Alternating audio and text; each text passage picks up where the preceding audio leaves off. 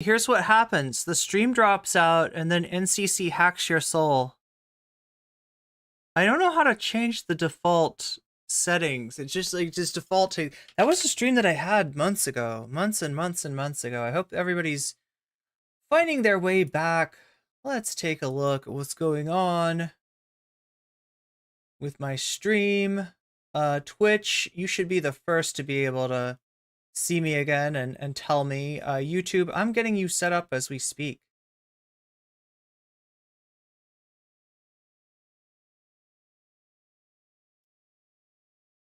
Are we good, Twitch? Yeah, I still got to get YouTube set up. I don't know. It feels like my Twidget. See this right here? This is a cool little app that I have, right? It lets me take your chats and put them individually on the screen to be able to talk to, you know, like one chatter at a time. And I love it, right? Because it's like, it's everything that I want. It's everything that I need as far as being able to interact with chat. Otherwise, it gets messy, and Twitch has got an aesthetic. Like Twitch would just have me put the chat over my head. YouTube is not like that. That looks messy. That looks trashy. So this is the good compromise. And yet, I don't know. It may have... I am using a lot of memory on Firefox. I should probably end some of those tasks. But hopefully we're okay. I just have to change everything over so it no longer says NCC hacks your soul. Eh? Oh, wait a minute. How about shorts? I don't actually know. Did shorts even go down? We keep on ending up on shorts 3/4 of the way through the stream. I mean, like I feel like we're... Yeah, everything's back. Everything's back. I just have to get it on Vest Demon. Oh my god. Excellent timing. Excellent timing. And thank you so much for the 100 bits. And good timing, too. Oh my gosh! Excellent timing. Wow, that's a contribution to the microphone. We're trying to get Waluigi a better microphone to sit on, and we're actually almost there. Thanks to the crowd funding that we have done to upgrade the mic and make the stream. It'll also make the stream sound better. Like you know, I mean, Waluigi cares about the fact that he's sitting in an uncomfortable, like sort of wedged in here, right? And the SM7B is supposed to be way more comfortable. It was so peaceful up here, but now there are freaking communists and radicals. Good timing, all of you. Thank you. Like, that's what I needed to get, like, I don't know. It's always a bummer when the stream goes down. It's always like a huge bummer. Because I know that some people will find their way back, but some people will, like, not find their way back. But yeah, I was just wanted to check to see, like, yeah, shorts is fine. So that oh, wait a minute. I think that might just give me some insight to why the stream's getting cut off like that, right? Sometimes I have to do a little detective work. Sometimes it's not obvious, like what cuts a stream in half, which is very annoying for me. But I think that I've got it narrowed down to it's actually my restreaming software. So it's my very desire to multi-stream to lots of different streams at the same time that is that is making it so that my stream is slightly unstable. And I am like a paid, you know, subscriber of that website too, so it kind of sucks that if their software is actually the weak link in this chain. But yeah, I'm so glad that we made it back. I'm so glad that all of you made it back, and I'm gonna try to get the I'm trying to get everything in working order. Yeah, we need a thumbnail. We need a thumbnail. We need a weasel. Can I get a weasel?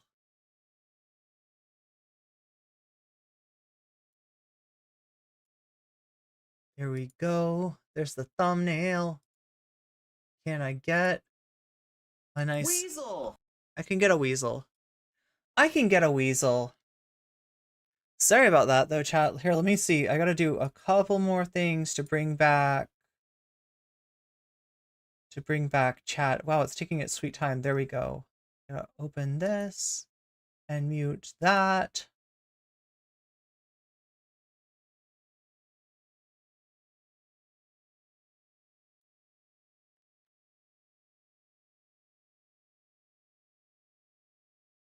God, I hope it's not the Twidget, though. The Twidget's cool. Like, I love being able to talk to chat super easily. But I think it's actually the restream. That's what's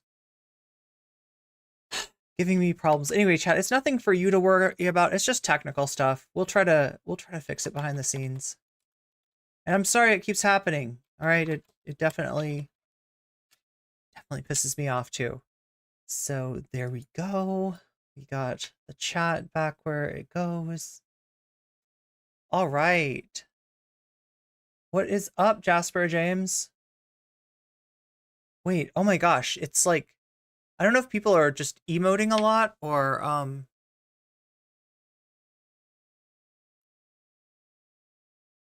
God. And it always reverts to this too. I'm like, no, do it like this. The circular one.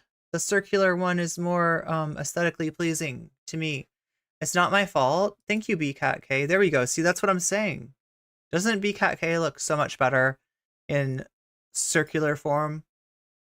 Right? It was anyway, I just reset a few settings and this is Ghostbusters rule. Don't cross the streams. Don't cross the streams. That's what we got to remember. That's what we got to try to concentrate on. So yeah, we were watching this horrible exploitation video, trying to figure out who Jonathan Cho is. I still don't entirely know. Somebody said Discovery Institute. Is that what it was? That he works for a conservative think tank, which is weird because the thing that it was like a creationist think tank. And I mean, like, I haven't heard him talk about Jesus riding dinosaurs just yet. That's all I know about creationist, chat, is that they believe that Jesus rode the dinosaurs. Who knew? Sounds kind of cool. Let's, we can go back. So those are tiny houses. Yeah, because I think we got cut off somewhere around here. Oh yeah, this is right. So he gives him back this dangerous weapon that, you know, that Tyler's trying to imply he found in the camp, and that it doesn't make sense. It doesn't make sense. If somebody's got a dangerous weapon, the place for that dangerous weapon is on their person. It doesn't make sense to take a dangerous weapon and just leave it up for grabs. Whoever happens to come by, they now control the, like, right? So why it doesn't make sense. We didn't see him actually pick it up from the camp, and you know, I feel like myself and Boy responding to this, we had the same thought. Like, did they bring this thing? Did they bring this weird? And I'm not even sure it's how dangerous it actually is, because it kind of looks like right. So I know what they're trying to do is like a baseball bat that's got nails hammered through it, but instead these people, this one has screws and they're like taped on. It's probably still dangerous, right? It's probably still very dangerous, but it doesn't look like it almost looks like they could have just made this. I'm not saying that they made this, chat. I have no, more information than Boy has, but I also can't guarantee that they didn't. And it's very suspicious. It's very suspicious. I give it. So that brought you the bat back. Because the whole point of a weapon like that would be that the nails have to stay in place. And I'm not sure if they stay in place when they're just like taped in place. I'm not sure that works, right? I don't know. Like I said, it could still be dangerous. Why would this happen? Why is a guy holding out a bat to these men? Why does he want to give it to them? I have no idea. It's their bat. These guys brought the bat in. What, Tyler brought in a bat? Yeah, they brought in this bat. They're like, oh, it's like Walking Dead. And then they leave. Yeah. And this guy comes up and he's like, you want your bat back? You paid a lot of money for this movie prop, bro. It doesn't make sense. What kind of gift is this? And what if it was a gift? Why wouldn't they show the audio of him being like, I would like to give you this present? That's hilarious. Also, you've just talked about how violent this camp is. You've said you just escaped before things got violent. And then this man's like, have a present. My one thing keeping me alive. These guys literally brought this fucking weird prop there. Everyone here had weapons, baseball bat with nails in it. Nature Walking Through says, lies exposed, a guy who uses his thumbnail AI art. uses this thumbnail AI art is exposed for lying? You don't say. And this guy's like, oh, you left this thing. What am I going to do with this? I don't want the fucking tetanus stick. Here you go. What's the biggest thing that can be done to help you personally? Let me get one of those little tiny homes. Are there programs, Jonathan, that he could enter right now? If he said, hey, I will be sober, please give me housing? Detox. But detox just sends me right back out. You don't have enough people to walk with Devin through the journey. Okay. That's one of the challenges, is you can't just put somebody in detox and then just release them back onto the streets. Yep. Devin will agree, the vast majority of He is talking about a person standing right in front of him as if this person is no more than an object. people out here are here because they're lacking the community. Who are they interviewing? Why did you say This homeless Devin guy agree? said nothing. Devin would agree. We should do all our interviews like this. Just bring another guy with us and just interview him next to the person we're meant to be interviewing.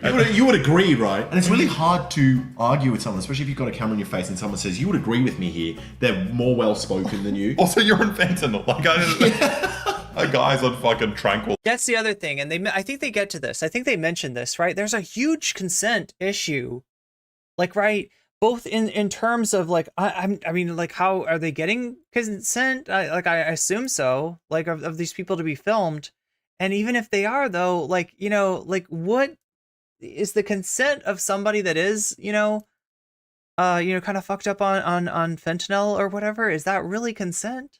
Is that really?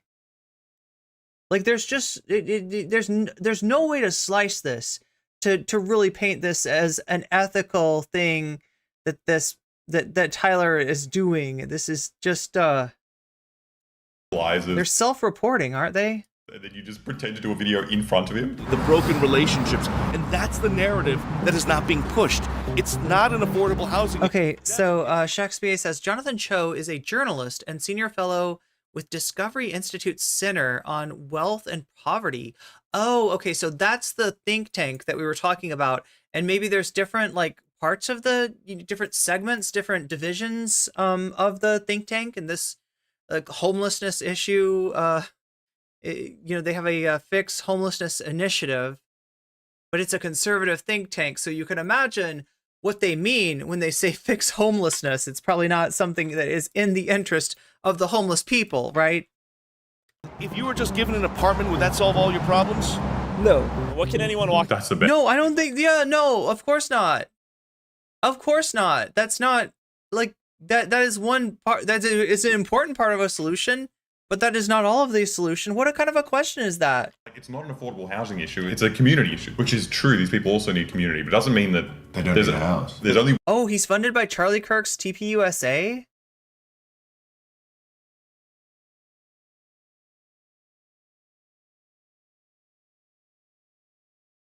He thinks it's like they're filming, like filming wild animals, yeah. Funded by TPUSA. I doubt they got consent. Did everyone sign consent papers? I doubt it. I think Jules is right. It keeps getting worse. It does. one solution to this. That's what he's saying. It's not about affordable housing. We don't need more affordable housing. We need more community. It's just like, we need both. How could you? I bet, like, because I've heard these talking points outside of, on the ground journalism, but it's so insulting to say this to a man that is like, it would be so great if I had a home right now. And you just said, no. Yeah, like, but that wouldn't really solve your problems, would it? Yeah. It's obviously not about relationships. He was just like, if you had a house right now, would that solve all your problems? Obviously not. Obviously, I'm a fucking drug addict. I'd still be addicted to fentanyl. Yeah. Obviously, there's more things that he needs, but this guy's twisting it into like, you don't need a house. Yeah, but it is also one of those things, like, if you give someone a house, their chances of getting off fentanyl, having relationships, it's like one of the first step This is what Housing First showed. to getting all those things. Yeah. What can anyone walking the streets or anyone who may see this do to help you get out of this situation? Just understand that you guys are just one paycheck away from being out here too. Yeah? Yeah. This is wild. Oh, that's sick. Like, it's not true for Tyler. I doubt it's true for Jonathan. It is true for a lot of people. regardless of what actual justice warrior says about this. I feel like we're gonna have to cover AJW some more. I hate it though, because I feel like I'm being baited into doing it. This is the person in the video, like this is Anna Kasparian's White Knight. So essentially, so he's been getting attention, positive attention from Anna Kasparian, and he's been doing like, you know, just attack anybody that says anything bad about her, or he's doing this weird White Knight thing at this point. And like, but I feel like I'm being baited. You know what I mean? It's just such an obvious like ploy for like, yeah, and then the lefties disagree with me, and I look really good with the right wingers, and Anna looks really good too, and she's like, she's calling it as she sees it, and I'm, you know, a good faith conservative that can pick out the good lefty from the bad lefty, who, you know, like I don't know. It's just like I don't want to feed into his fucking content strategy, right? But he is a perfect example of what needs to be pushed back on.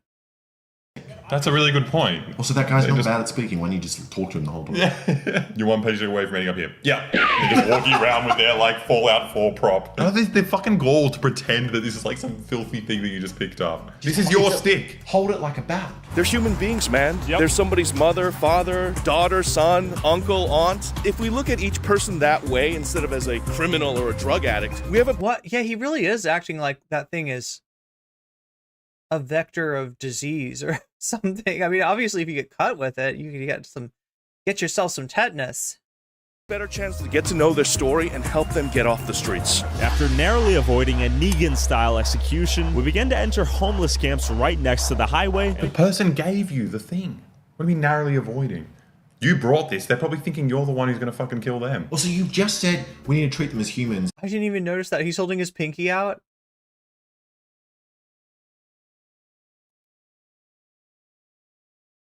Housing won't resolve the issue. Yeah, they certainly help move things in the right direction. Well, that's what I'm saying is like, I don't know. I mean, this is Tyler Oliveira, who's, solution to all these problems, whether it be crime or homelessness, seems to be more cops.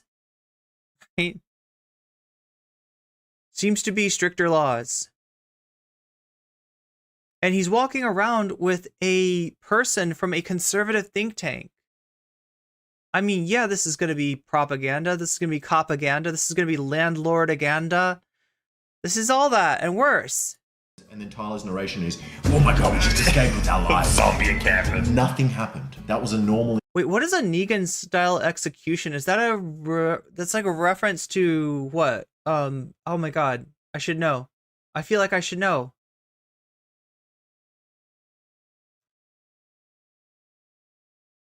The way he asks, would having your own apartment solve all your problems? Yeah, I think he's basically, railroading him towards a certain answer, and the answer is no, not all of my problems would be solved. Of course, the answer is no. People in houses still have problems. That's a lot of what the hidden person or hidden people video that we watched the other day was about. Interaction like you just had. Immediately proving that you're not treating them like humans. Yeah. We began to enter homeless camps right next to the highway. Yeah, right, Jasper? Like, I mean, that... And realized we were being followed. They're obviously, Oh, The Walking Dead, like the original series? Or the... What is... There's like a second one? Fear the Walking Dead or something? They're following us, bro. So okay. The one that I know is the Telltale game. That's the one that I, Tyler, for real. Okay, all right, we gotta go. All right, it says for real, we gotta go. Keep in mind, they may be right behind us. There's a guy coming this way. What guy?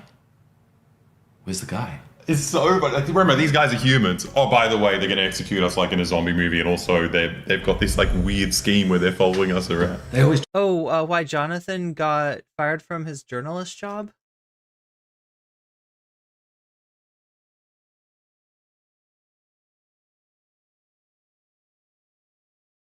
Okay, so here we go. Just found an article saying he was fired from Como TV, which is a television station, I believe, in Seattle, after promoting white supremacist propaganda for covering a Proud Boys protest on his Twitter account.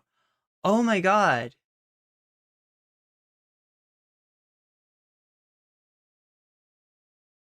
Yeah, that's another thing, right? Seattle gets targeted in maybe not as extreme of a way, but in a similar way to the way that Portland gets targeted. Do that with homeless people where it's like underground network, like TMNT style. Yeah, where it's like they're all linked and communicating with each other like a fucking, like a hive mind. And they're all being trained by a Chinese rat. No, they're having psychotic episodes in the street and need help. What do you do about these people in society? I don't know. These are the people who've given up on society. They're done. They don't want to work anymore. They don't want to pay taxes. They don't want to pay their bills. You've got the activists saying, oh, if you just give everyone here housing. Oh shit, there's Mark Horvath. Wow, they're literally using the channel that shows the successful I mean, like, I've only seen their video on Finland. I think that they do more stuff, right? Though I think that they like a lot of what this channel is talking about, invisible people here, is housing. Crisis. Well, the problem is you've clearly encountered there are people who want to stay out here. You haven't encountered anyone like that. You got to humanize people. These are humans, but also they're freaks who But want. look. Imagine that he's right, and some people are like, no, I want to stay out here. Okay? Fine, whatever. Get the people who don't want to stay out there in a home. Into some housing first. Yeah, do that. And then guess what? You have the whole scale of what you have to deal with people that are still out there just goes way down. And, if there's something, that you can change it in terms of what you're offering people to get, other people that still want to be out there, in a house, then right, it makes the problem more workable. It's just so silly, because literally what they're doing is like, we can't possibly solve the entire problem all in one fell swoop. So therefore, let's not even try. Let's not even make it better. We have the means to make it better, but let's not bother, because we can't completely, like, these are fundamentally unserious people when it comes to doing anything about the problem of homelessness. They are bullshitting us. Want to live in shit. It's just like this. There are ways to end homelessness. Like, this is a very specific American problem. They've got so many more than like any other developed country. Even in America, there were ways that they ended homelessness. Like back during COVID when they saw. Schmegley says the Walking Dead had a character called Negan that killed. I vaguely remember this. I know I say it like I've just played the game, but I've also, I think I watched like the first season or two. Like I watched the first little bit of The Walking Dead. It was a long time ago though. Like homeless people as little like vectors of disease. They're like, okay, we got to put these guys in houses, stop them from interacting with each other. Homelessness went down by like 200,000 people. And then as soon as COVID ended, they're like, okay, put them back on the street. We're gonna end this. It's like, it's a choice. So here's what we got. We got a hot news story. It leads and it bleeds, and the news is covering it. And it is the increase in unhoused populations post lockdown. But we're getting part of the story, not the whole story. We're missing the part where this wasn't going on. Like, the reason that it feels like a sharp increase is that literally the most rational program that the United States has ever probably implemented of getting these people into homes sunsetted. It ended. They stopped it. They pulled the plug, right? So you're asking yourself, what do you do? I don't know. Maybe start with that. We can totally get rid of homeless people. But this guy's pretending that it's like actually every individual homeless person is significantly inhuman. Yeah, exactly. Loves it. What do you do about them? After establishing homelessness was, in some cases, a voluntary lifestyle, Jonathan took... Who established it? This man. And also, in some cases, doesn't mean in all cases. Like, please, like, what the fuck? These people are doing like the bare minimum of like trying to cover their tracks as far as how disingenuous they are. What's his name? It's right out there. It's blatant. This Turning Point USA guy actually told me that homeless people want to be homeless, but all the people we've interviewed, we don't have any sound bites of this because no one would fucking say that. Like, just, in no imagination of the world would anyone ever say that. And as we approach the summit of this hill, we encountered this dude, power tools in hand, appearing to weld something car-related. Yeah, I just wanted to show you. I mean, these guys are all self-sufficient. Everyone's running on generators here. There's power, there's electricity. The way they said power tools in hand, though, I thought I was going to see the Texas Chainsaw Massacre. It's like they're even trying to scare you with this. It seemed like some of these homeless people just didn't want to be part of society. Why do they keep pushing this one narrative that this is a homeless person's choice? Oh my God! Wait, what do you think you're exposing? Somebody's getting their hair cut? Like, right? This is what they're exposing. Somebody's got an RV. Somebody's got a hair clipper. And somebody's got a propane tank. Somebody's got it looks like an old, was it an iMac? Right? Oh my God, these people have got stuff, sort of. Not really easy to use, but it's theoretical that they could, yeah, they're getting a haircut. Oh my God, these people don't want to be part of society. What are we gonna do? What are you saying? What is dude yapping about? Like, typical homeowners? Yeah, right? Well, I mean, like, and they're talking about a generator. Oh my God, these people want electricity. If you're living on the street and you do like, what the fuck are we supposed to, what are you trying to make us think? anything to make your life more comfortable, like getting a generator, something's like, oh, well, you obviously want this. You know? So your argument is these people don't want to get jobs. This man's getting a haircut. What if he's getting a haircut so he can get a job? Like, yeah. What else would he be getting a haircut? You know what I mean? Like, that makes all the sense in the world.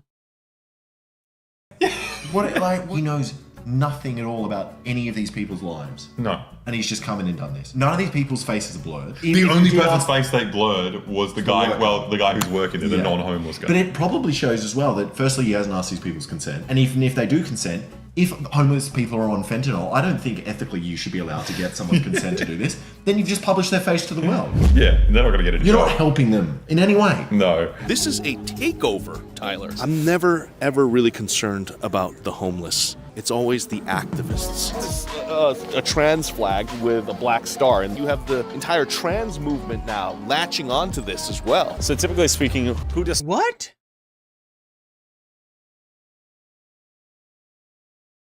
But it's just so you know, it's not really the homeless people I'm afraid of. It's the trans people. Am I right?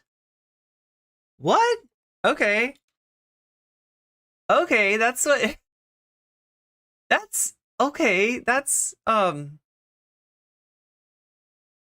What? slice you in Seattle? People with green hair and pink hair and purple hair calling me transphobic, saying I'm anti. Why are they yeah, they're just randomly calling you. That's right. That's Seattle for you. You know, you walk by and a person with multicolored hair randomly calls you transphobic. LGBTQ, saying I hate the homeless. The funny part is, The thing is, you did something. There's a reason that people are acting like this. This isn't just come on. This is not coming out of nowhere, right? I feel like this guy, I feel like this guy deserves some attention. I feel like he's got an interesting story to tell. Like, look, Tyler's out here trying to pretend to want to tell like the stories of unhoused people while exploiting them. Why don't we tell the story of this guy? That's what we need. If he's the expert, right? If he's guiding you through Seattle, if he's putting everything into context, let's talk about his background. Let's talk about his motivations. Like, let's talk about him. But no, trust him. He's an expert. Expert on what? in support of the LGBTQ community. You're obviously not. You walk into a homeless person's house and say, thank God you're straight. Yeah. What's up with that? It's just confused. Like, are we, the people watching this video, are not meant to have watched the whole video up to here? They just say whatever they want, assuming that someone's like skipping through. I don't know. Maybe he was like, I'll cut out the beer rolls. Made a homophobic joke there. Keep the piss. He's having Yeah, trust me, bro. some sort of reaction to drugs. What do you think that is? I think that's a product of this living on the streets, man. Every Do you day, think he's overdosing on something? like this. I don't think he's overdosing. I think he's experiencing what he's experiencing. I have a question for you, sir. What are your thoughts on that? You're walking with your family, you see something like that. Is that a concern of yours as a Seattleite? Normally, they're members of the homeless community.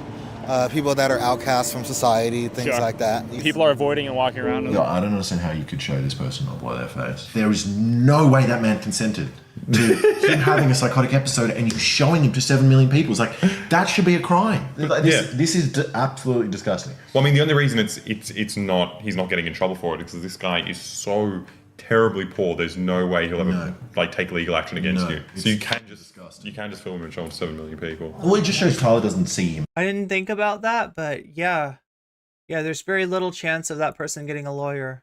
As a person. No. And the people... Like, it would literally have to be somebody that sees this video, lives in Washington State, has a law license, and decides to just find this person and offer them, pro bono. The majority of the people watching, if they're not commenting that, they don't see it. They see everyone's ignoring Oh, it. it's a zombie. It's a zombie guy. What? He portrays everyone in all of his videos as zombies. Have you seen yeah. that with his titles? Like, humorous guy like this? Like, yeah, it's so bizarre. And like, that's what we found so hard about LA. Like, every time we go, it's so hard to spend more than like 2 weeks there because you get depressed. Like, you're so sad. He's talking about the US, I think. Seeing all these like fucked up people everywhere, and it's like the only way you can live in these cities is like thinking that they're zombies. If you just ignore that if you think they're not humans, then you can survive here. Yeah. If you see these people as humans, it's like you can't live there. It's like soul crushing. What are your thoughts on this? I think it's a lack of governmental leadership. Okay. Change government leadership. January 6th, none of them would walk out there. What's your thoughts on this guy breakdancing in the background here? I took this bottle of shit from a person's stand. What do you think? Yeah, live right now? yeah, it definitely feels like there's it feels like if we looked into this guy, Jonathan Cho, we might find that there's a reason that people are calling him transphobic, right? Like, to be recognized around the city as a transphobe, you gotta be doing something, right? Even like, you know what I'm saying? Like, to be a locally famous transphobe, I don't know. People walk around his lifeless body almost on the ground here. He's gonna call, let's say he called 911, would someone show up? This guy decided to call 911. It'll be interesting if I set a timer to see how long it takes for anyone to get here. What do you guys think about what's going on here? And it's a weird thing too, because like, he's concern trolling, for the welfare of like unhoused people, the people that he's exploiting for content, right? He's acting concerned, right? And he's sort of in doing so, he's throwing a bad light on like look at all the residents of these cities, these liberal Seattleites, right? These urbanite liberal Seattleites, and they're just walking right around him. These are the people that say that they care about the homeless, and yet I don't see them doing anything. And it's like, it's a weird way of displacing a problem that he is actively out here making worse, actively feeding into the dehumanization of these people. But no, like the liberal urbanites in Seattle, they don't care about this guy. You call now. What? He's been filming this like it's almost like he wants to just say that the city itself is immoral, the city itself is corrupt, that if that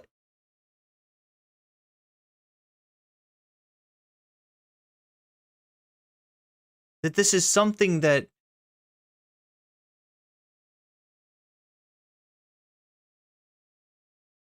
and that what he's missing is that the whole society's corrupt. And and he's corrupting it further, like as he goes. That is what his content is. 20 minutes. He's like, finally, someone's called 911. Shakespeare says, I have access to Jonathan Cho's articles, such from the Dehumanization Institute or whatever. Up to date, 16th of April, 2024. Damn. He's basically doing Steven Crowder street harassment. Yeah. And somehow even less funny than Steven Crowder. I don't know.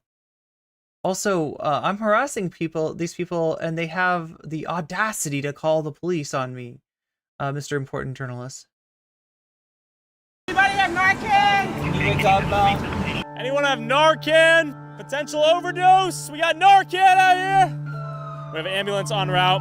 Yeah, he's back. Oh, he's out. Probably broke his nose, it looks like. Actually, quite quickly, to give Seattle PD some credit here, that was a 3-minute, 53-second response. Wait, PD, that's not... That's not a police vehicle. What? Yo, what is up? He's got a fucking timer. Like, there's something so fucking fundamentally unserious about this. The way that he called for, you know, anybody got Narcan, like, the way that he called for that was just, he's performing. He's performing for the camera. And there's like, you know,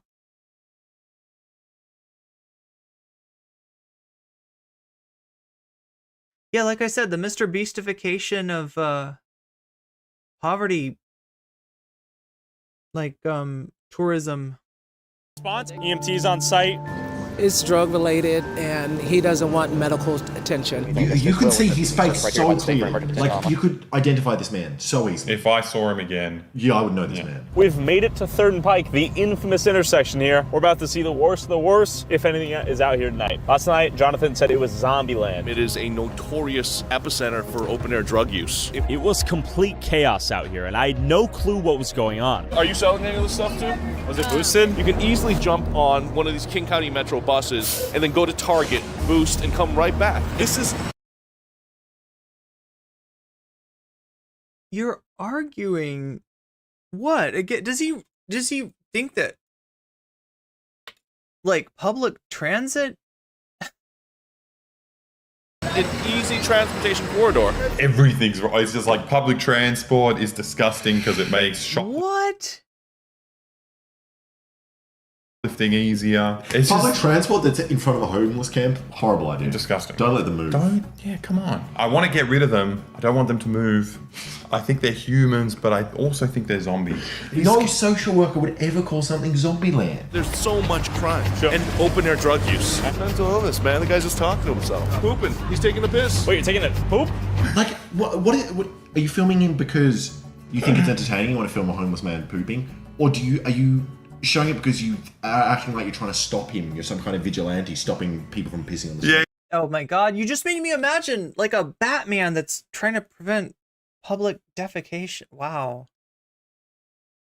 Yeah, that's what it is. Like, is that what you think you're doing? Go piss on the other corner.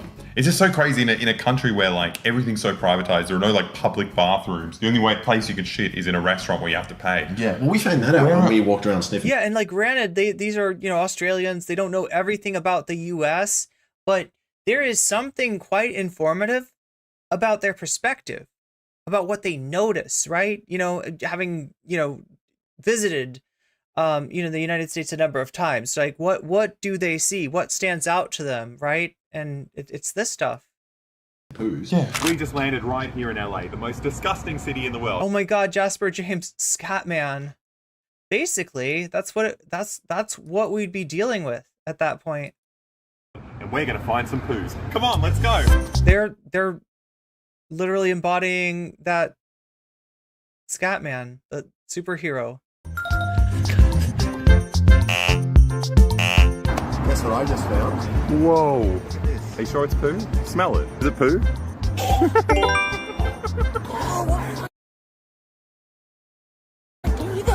Was this like, what is this? Like an old video of theirs? I don't get it.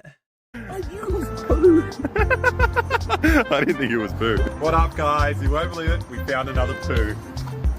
Right here. On a plate. Oh, there's pee here. There's a bit of pee. Look, that seems like content thirsty. Like, God.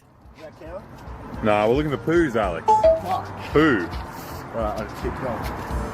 Oh, oh. Is it? Maybe, but it's a bit too dry. I don't think we can. There's no proof. I feel like every corner. We got another one. This is so easy.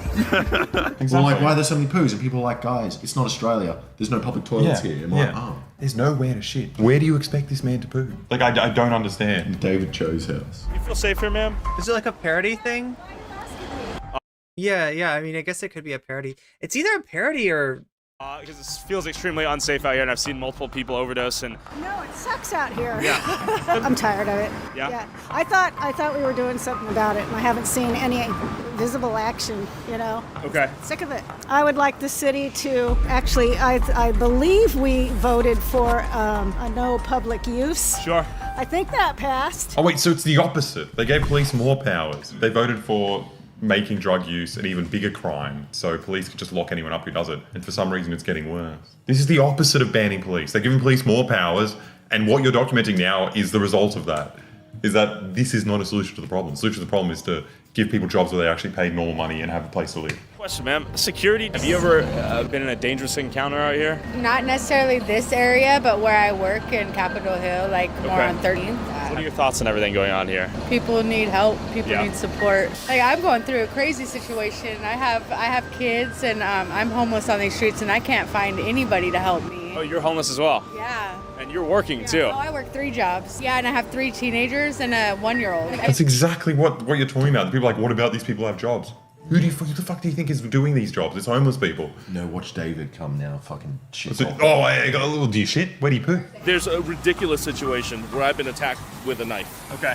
I don't know if we want to go there, but it's driving distance. I'm down. And as we drove to the location, we saw someone getting arrested in real time. I would guess we have an overdose in front of us, cops, EMT, ambulance, fire truck? This man was allegedly starting a fire in the alleyway, so. What happened, officers? Oh, my mama, I don't care about jail. Y'all can take me to prison. I swear to God, y'all can take me to prison. What did you do? That's what I'm saying. Well, it appears that he lit his jacket, he says, maybe trying to stay warm here. I'm insane. He lit his jacket on fire? Just stay warm. But This is wait. He just said that this video is called I investigated the city that banned police. We're now seeing a homeless man being arrested by 3 police. With anything to get him in the door. Right? So clickbait works. You get people in the door, and you present something that's engaging and compelling, they will stay and watch the video, and the algorithm will like you very much. What looks like 3 other vans and a lot of funding. Yeah. I mean, I commend all our officers on the streets of Seattle right now who come out here to deal with... But yeah, just dishonest on every level. All these cases. But in a culture where hating cops is cool, I won't be surprised if kids eventually stop wanting to be cops when they grow up and want to be, I don't know, YouTubers. If Chop has taught us anything, it's that the same people who want to abolish the police are the first to ask where they are when the safety of them or their loved ones are jeopardized. And thanks for watching. I don't think I've watched a worse video on YouTube ever. That is probably the worst video I've ever watched. It's so painful. What do you think, chat? What do you think? Is that the worst video that you've ever watched? Is it the worst YouTube? I mean, we didn't really watch it. We watched it. You watched it through my eyes. I watched it through their eyes. But what do you think? That's, I mean, I can't think of a worse video. I'll just say that. Not the worst, but it was bad.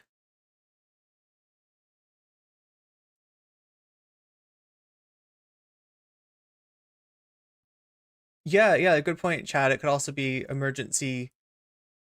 emergency situation. Not an emergency situation, though, like the top of the hour ad break, which comes at you every hour at the top of the hour, forcing you to watch like 3 minutes of ads. But it's a good thing it's not 3 minutes and 30 seconds of ads, because then I would get, roasted on Twitter like Jinxie? But yeah, that's what Twitch does, right? If you no longer want to see those ads, it is possible to get out of that. It is even possible to get out of that for free using a Prime sub. If you have Prime, you have a free sub. If you use that on my channel, you will no longer see those ads. You will get weasels, and you will earn my eternal gratitude, right? Because it really does help me out a lot. You will also be able to get out of those ads for $5 if you have it, or if you don't, possibly for free, if you're lucky enough to be the beneficiary of a gift or community sub, which is the kind of thing that's more likely to happen if you're active in the chat. In America is a capitalist hellhole that's full of homeless people. This place had some random thing happen 3 years ago that had no effect on the city in any way. And so I'm like, oh, actually, this is Seattle, and actually they banned police. Usually people who do right-wing stuff like are a bit more clever. These guys just like is just lying. It's just like, what makes it like a tiny step worse, because all these talking points are old. We know like people hate homeless people. We've heard these. The weird thing is doing it to their face. Like, it's just like an extra level of... It's like that he doesn't have shame, human decency, empathy. He's missing a lot. That's what's so wild about it, right? He does the thing that I guess any of us could do without those things. But most of us have got at least one or two of those, of those things, right? And it's just weird to see him like just a content machine out there, like, trying to, just literally imagining like views and watch hours in his head. Psychopathy? Yeah, and the fact that you can, like we made a lot of the shit jokes, but actually show this person that's trying to get a job, show their bottle of piss after they've asked you not to show that, then say you care about them, and you potentially ruin this man's life forever.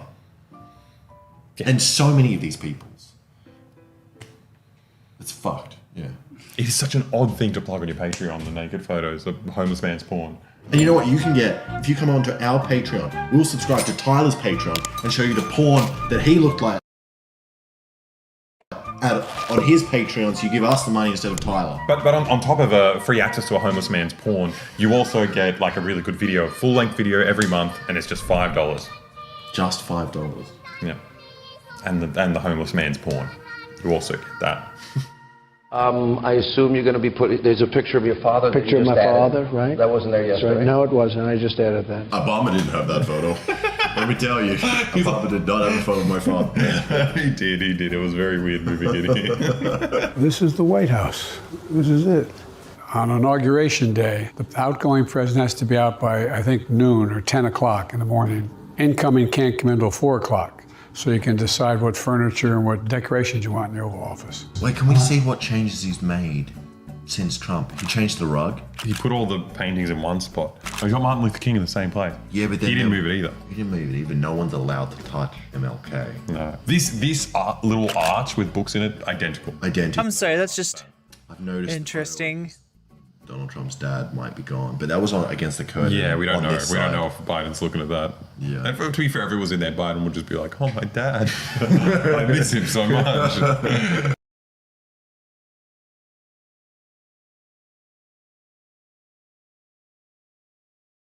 So yeah, Thought Slimes. Oh my God, Omega Star. Thank you for the gift membership to Hamfisto.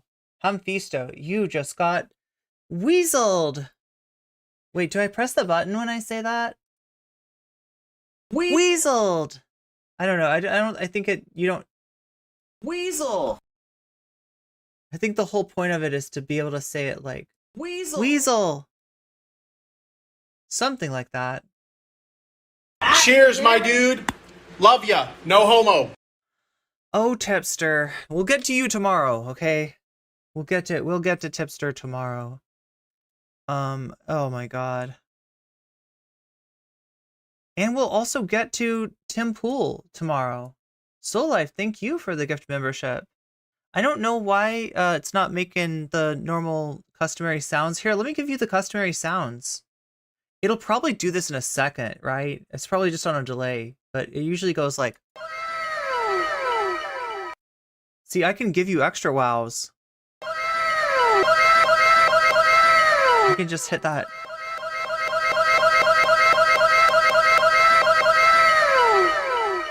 Damn. Okay, that's too good. Anyway, we got to get to this next bit of content here. We got Thought Slime. It just felt right, Chad. It just felt right. I don't know. I made it weird. How did I take the stream alert sound and make it weird? I investigated the biggest scumbag on YouTube. So yeah, Thought Slime is definitely doing a parody of Tyler Oliveira.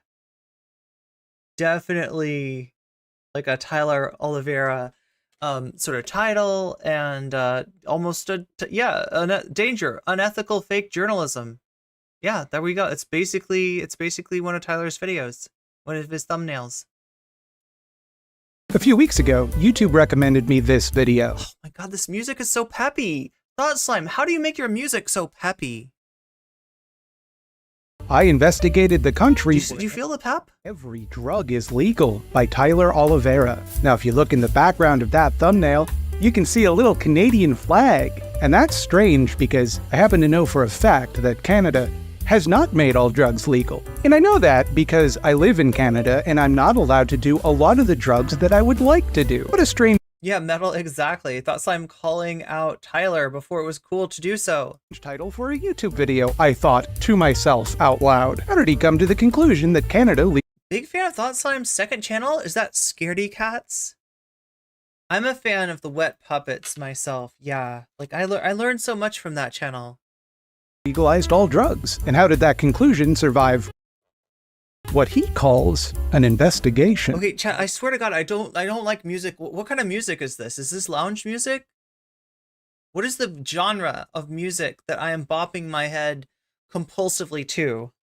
Was nowhere near prepared for the rabbit hole this video sent me down. I went on a real journey. Observe the runtime of this video and compare that to the 14-minute video I am responding to. Mildred! Turns out he's talking about Vancouver, a city within Canada, not a country. Seems like that is a pretty obvious. Oh my God, Thought Slime.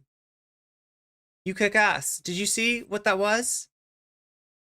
Tyler did not blur the faces, but Thought Slime blurred the faces.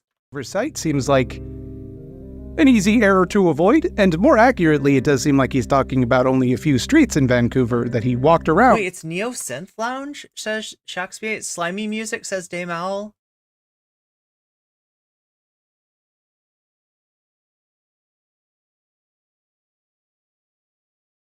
Like Mildred's video better. Gotta give it to Thought Slime. Still has those eyeballs, right? The eyeballs. It's all about the eyeballs. It's all about those eyeballs. Bobby Duke, star of the channel. I need to watch Scaredy Cats more. It's pretty good.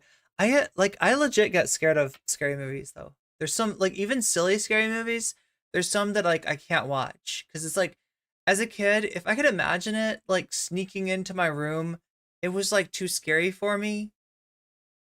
So, you know, that's a lot of things.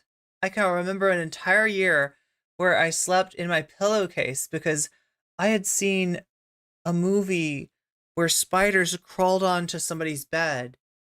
And I thought that the only way that the spiders wouldn't get me is if I was tucked up inside a pillowcase. And I was like small enough to get in a pillowcase, basically.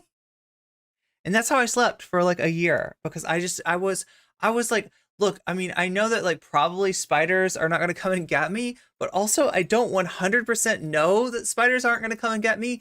And if they do come and get me, I want to be in a pillowcase because there's no way that spiders can bite you through a pillowcase, right? Oh my God. See, I wasn't thinking as a little kid. I wasn't really considering the, you know, if spiders crawl onto your bed, you're just kind of fucked. You gotta like hope that they're not poisonous. For a couple of hope that they just cause you to mutate into a hideously deformed creature of superhuman size and strength. Possibly.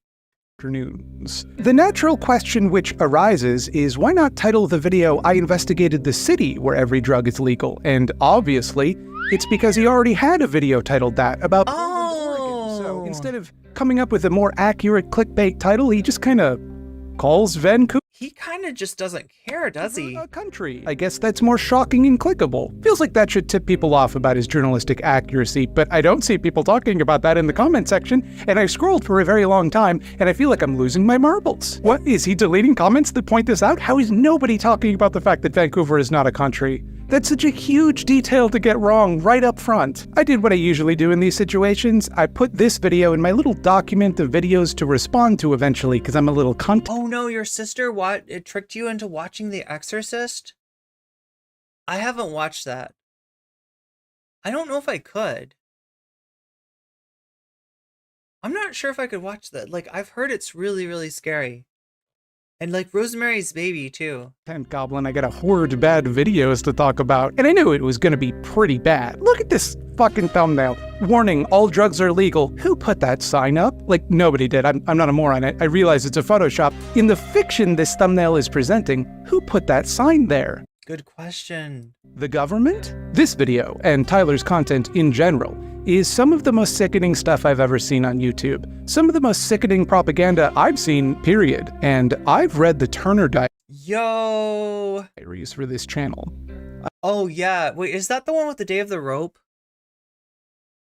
I'm not easily shocked. So who is Tyler Oliveira? He styles himself a YouTuber turned investigative journalist, which is strange for a number of reasons, not the least of which is that he's still clearly a YouTuber. His alleged investigative journalism still takes place on YouTube. What? Strange for a number of reasons, not the least of which is that he's still clearly a YouTuber. His alleged I investigated if aliens built the pyramid. As I investigated the most dangerous city. I hunted a near extinct species. I investigated the murder capital of America. Investigative journalism still takes place on YouTube. In the past, he mostly did silly challenge videos, draining a pool with paper towels, surviving the ocean for a week, flying across America on In Charizard? a Charizard. What? I mean, that seems like a good video. That kind of stuff. Basic Mr. Beast wannabe shit, which makes sense because Tyler's big break was appearing in Why didn't you just stay on Charizard? That seems like a good lane to be in. some Mr. Beast videos, but last February, his content took a dramatic shift into serious big boy journalism. He's investigated all sorts of hard-hitting topics, such as an underground city of mole people, Area 51, whether or not America did 9/11, and a whole lot of videos about places where there are a lot of homeless people, criminals, or drug users. And he does it with about as much tact as you'd expect from the man who executive produced Big Chungus the Game. Look at this shit. I investigate. What?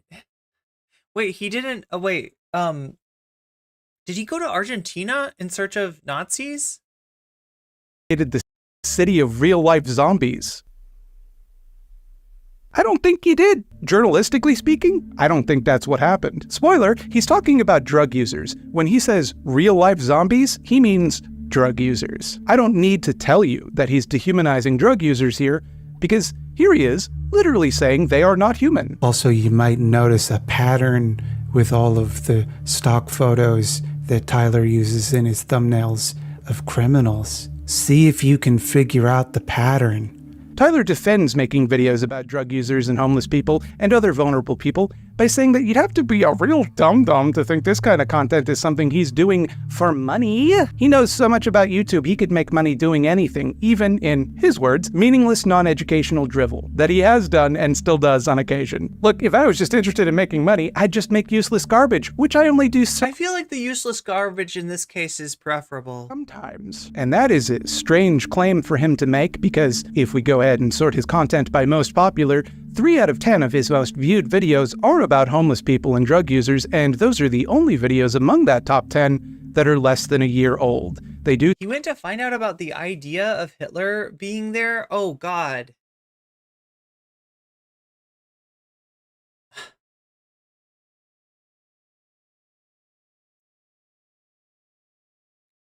Wow. Seem to be his most popular content. So then, how come, having done so many different kinds of videos with all sorts of different Pokemon, why is it that someone with your knowledge of YouTube, who could cover anything, find yourself in such a position where your most popular videos are on this supposedly difficult to profit off of topic? It does actually kind of seem like that's the easiest way. Oh, God. Yeah, I see. I investigated Hitler's death.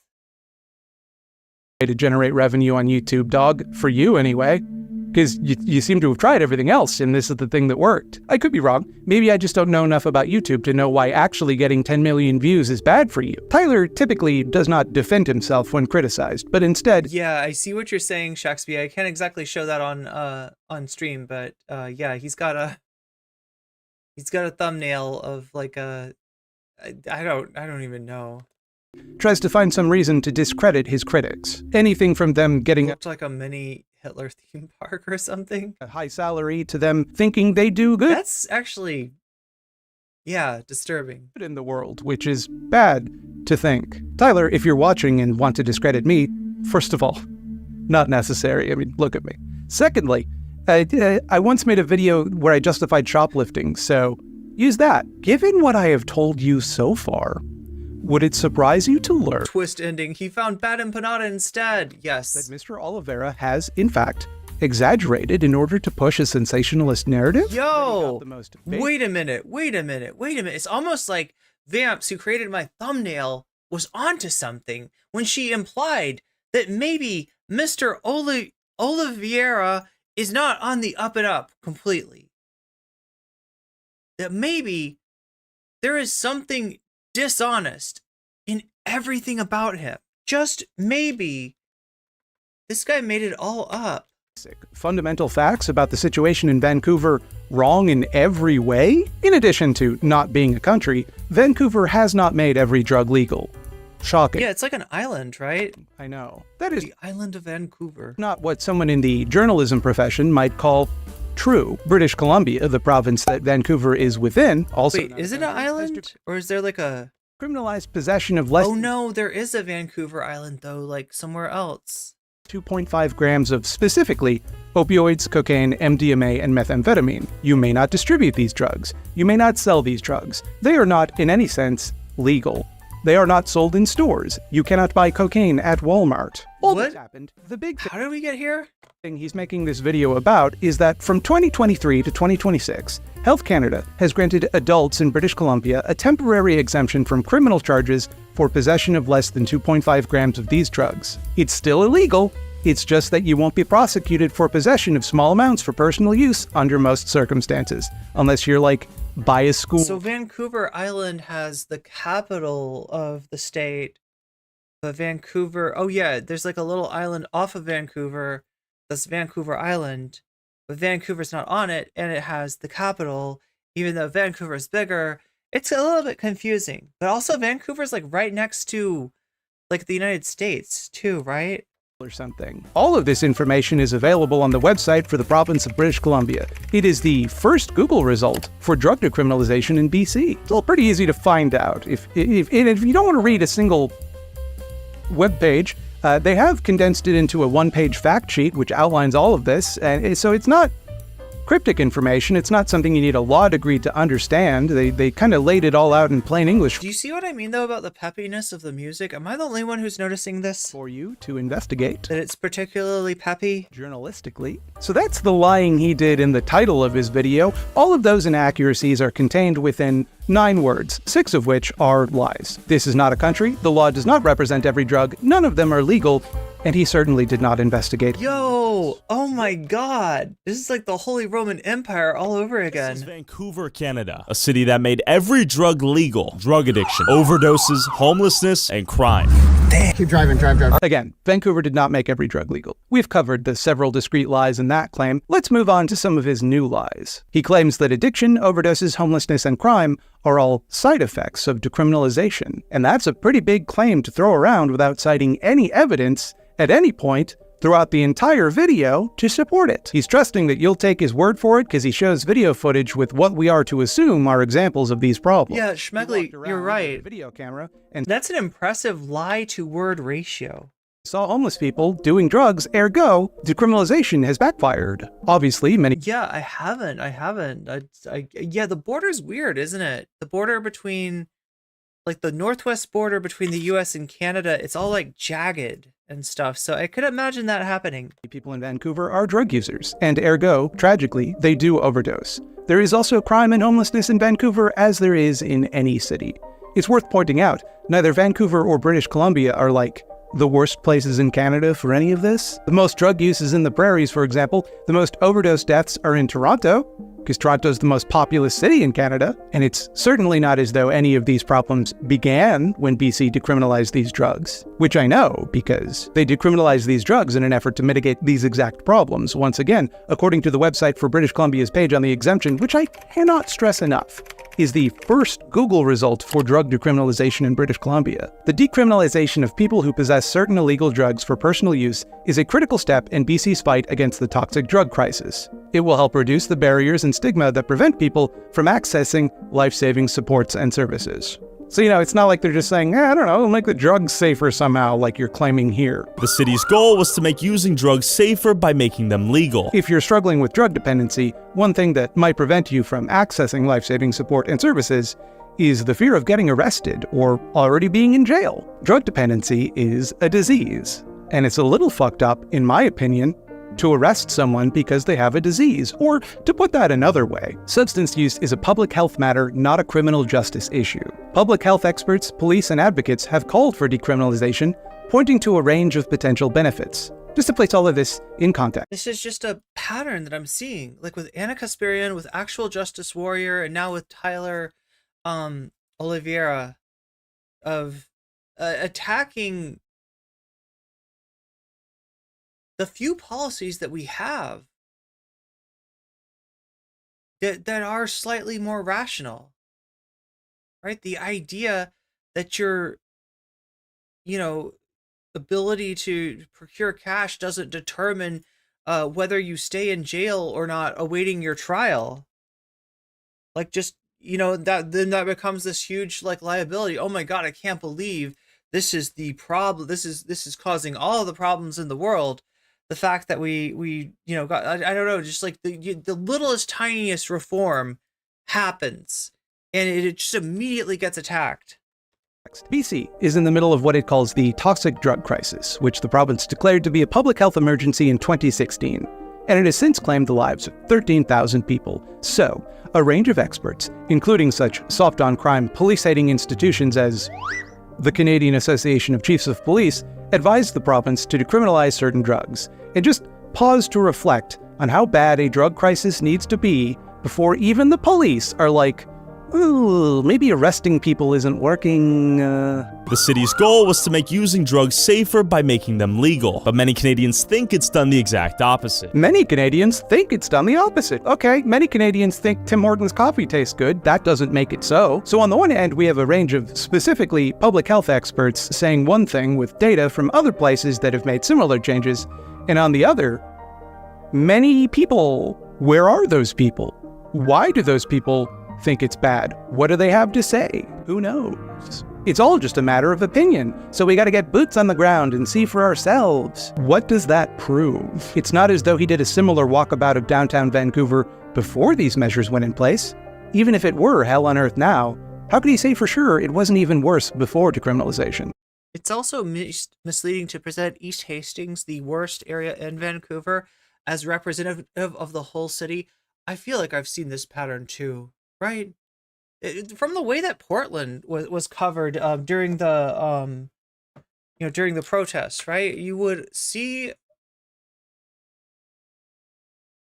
something happening in a particular area in Portland, and the implication would be, this is Portland. This is how the whole fucking city is. And it's just like, it's the same thing. It's like taking one area and representing a whole city like that. I'm not a professional investigator, so far be it for me to act like I know better, but a supplemental approach I might suggest is looking at any information on the subject at all. Below are some tables from the BC Coroner Service for deaths due to illicit drug overdose. The yellow line represents Vancouver. Can you tell from these graphs when the exemption went in place, where law and order began to break down and Vancouver became a haven for the damned? Right about here. Does that look like a big spike to you? Seems pretty consistent with the trend before the exemption to me. Overdoses have increased, of course, as indeed they have every year since 2019, and if we exclude 2019, so too have they done every year since 2013. I guess decriminalization is just such a bad policy, it made the drugs go back in time and kill people 10 years ago. What about just general drug use? Well, that's harder to measure, but if we look at Health Canada's Analyzed Drug Report from January to March 2023, where we would expect the largest increase in illicit drug use, if indeed the root cause were decriminalization, there was a 12% decrease in illicit drugs found in samples tested in BC, which might sound good, but it's much worse than the national figure, which showed a decrease of 23%. And we also saw a 19% increase in stimulant drugs, as opposed to the 7%. Yeah, I wonder what happened in 2019. Wonder what might have happened. Increase nationally. Not great numbers, I'll admit. But also, seems kind of like that's just how the trend was going. Well, what about crime? Surely crime has gotten worse. Surely these real-life zombies are out there killing and eating people. The narcs over at Stay Safe Vancouver looked at police data, which reports that in the first quarter of 2023, again, where we would expect the greatest increase if, indeed, the root cause were decriminalization, assaults were down by 2.1%, robberies by 7%, thefts remained steady, home break-ins and auto break-ins were down, but alarmingly, property crime was up 7%. So it's basically the purge, because if there's one crime that I'm really scared of when I hear of high rates of drug use, it's vandalism. A quick note here, I'm not typically one to rely on information supplied to me by police, as the police are demons. Yeah, I was gonna say, like, this is one of those situations where, like, you know, because sometimes right-wingers will come at you with an argument from, like, police crime statistics. And, you know, in this case, they're not even doing that. Whether we're talking about AJW or whether we're talking about, obviously Tyler, there's not even an attempt to show you anything, to give you the bigger picture or to even let you know, like, rate of change or anything. Like, right, he's not interested in that. He's interested in showing you a horror show and you know, casting the people in that horror show as something other than human. That's what his game is here. But generally, it is in their best interest to, if anything, overrepresent crime. Their budget is contingent on there being a lot of crime, so they can say they need a lot of police and police toys to deal with it. Well, what about homelessness? According to the Metro Vancouver point-in-time count for 2023, homelessness has increased 32%. Since 2020, which was the last time this data was collected. And if you look at the data, it's pretty consistent with the trend once again. But it needs to be said, this is the biggest upward jump between surveys since 2005. Perhaps, at least partially because, and younger viewers may not remember the year 2020, but there was this huge fucking plague that destroyed the world economy. Of those surveyed, 24% of people attribute their homelessness specifically to substance use, which some of you math whizzes out there might note is not enough people to account for this dramatic uptick. I can find no evidence whatsoever of an appreciable spike in any of these statistics that is inconsistent with general trends. I've also gone out of my way to present these statistics in a greater context, even when that diminishes my argument, and what he's saying here is, and let's put this charitably, not demonstrated by the data. It's also pretty wild how easily he could have used this information selectively to paint a damning picture. All of the numbers have gotten worse. You could just say that and not mention the context, but he's too late. He doesn't even care to do that, right? And like I said, sometimes they do. Sometimes they, like, I'm used to dealing with them, you know, using statistics. But in this case, like when we're talking about crime, the statistics actually cut against their argument.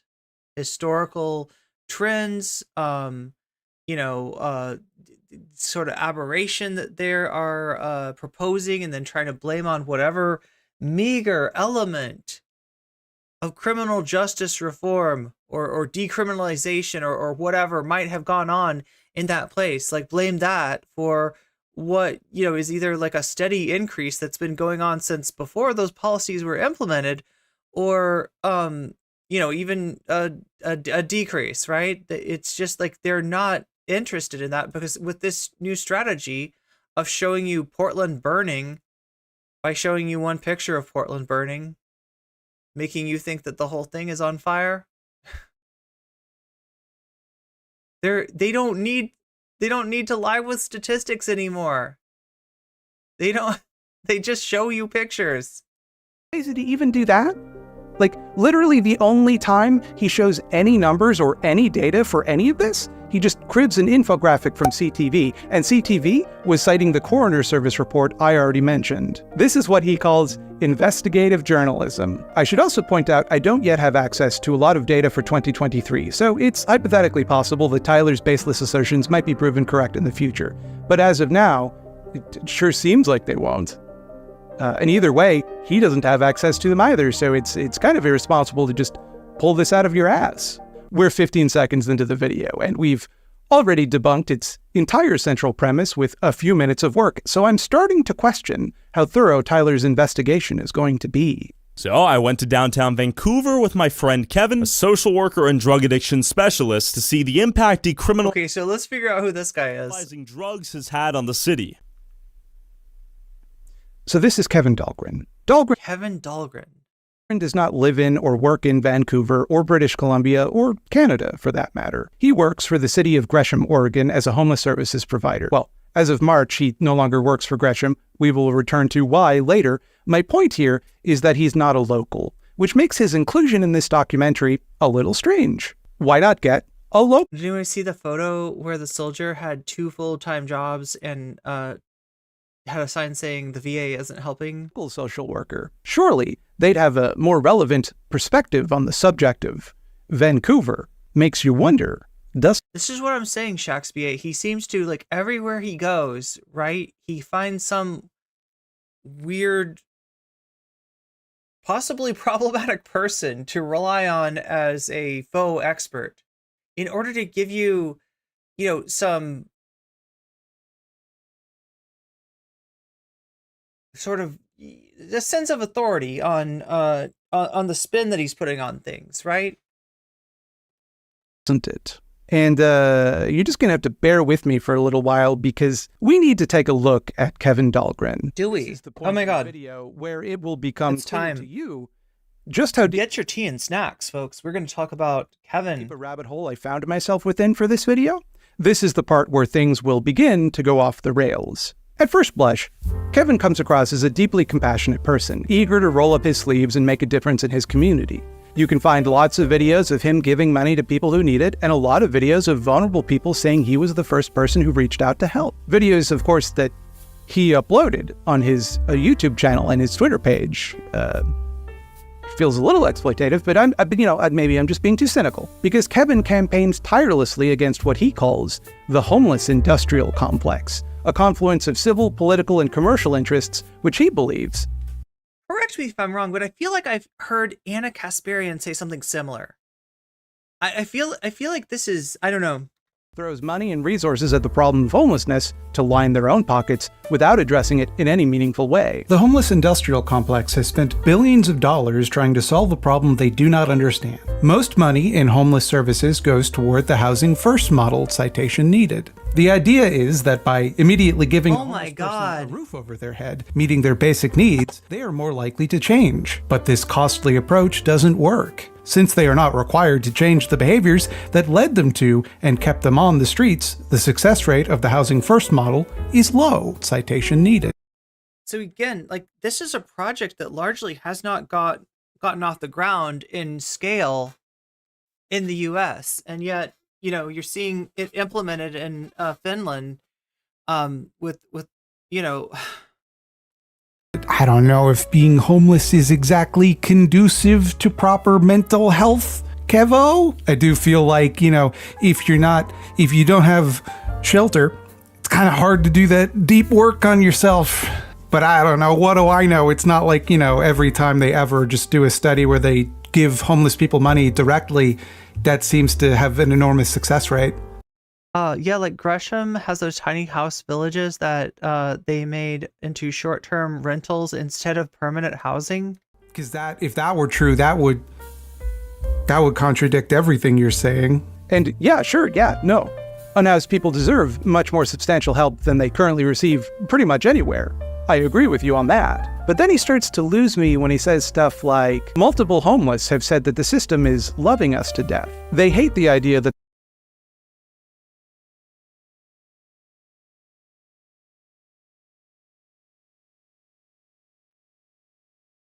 they're being enabled. They may not say no to it, but they still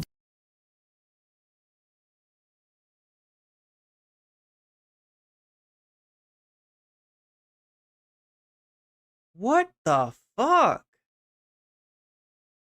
There was a moment in the last video kind of like this.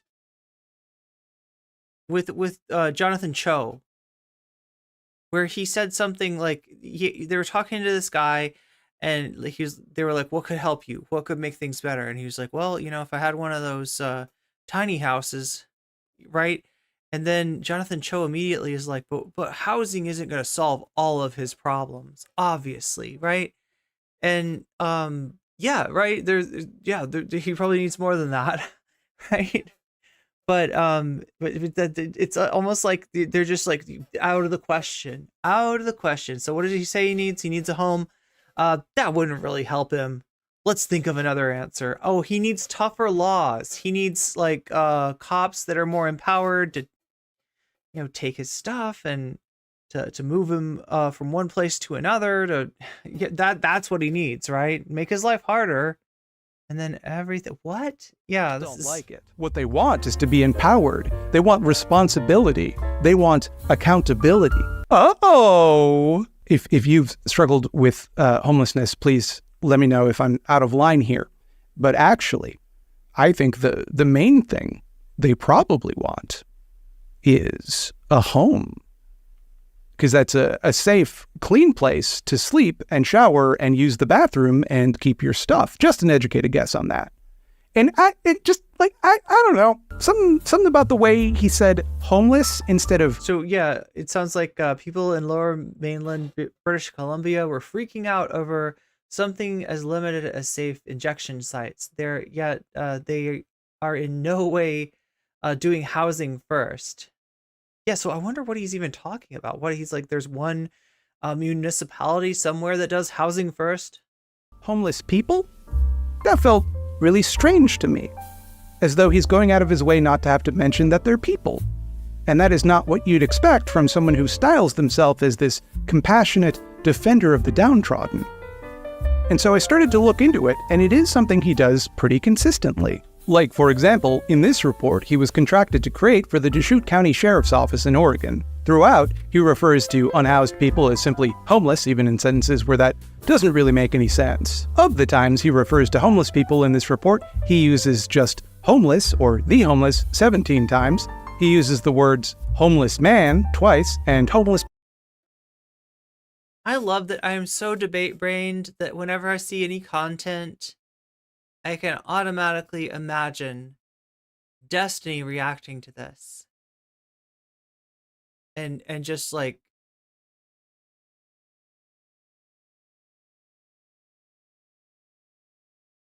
it's not hard for these kind of douche bro pundits to cast doubt on the importance of language.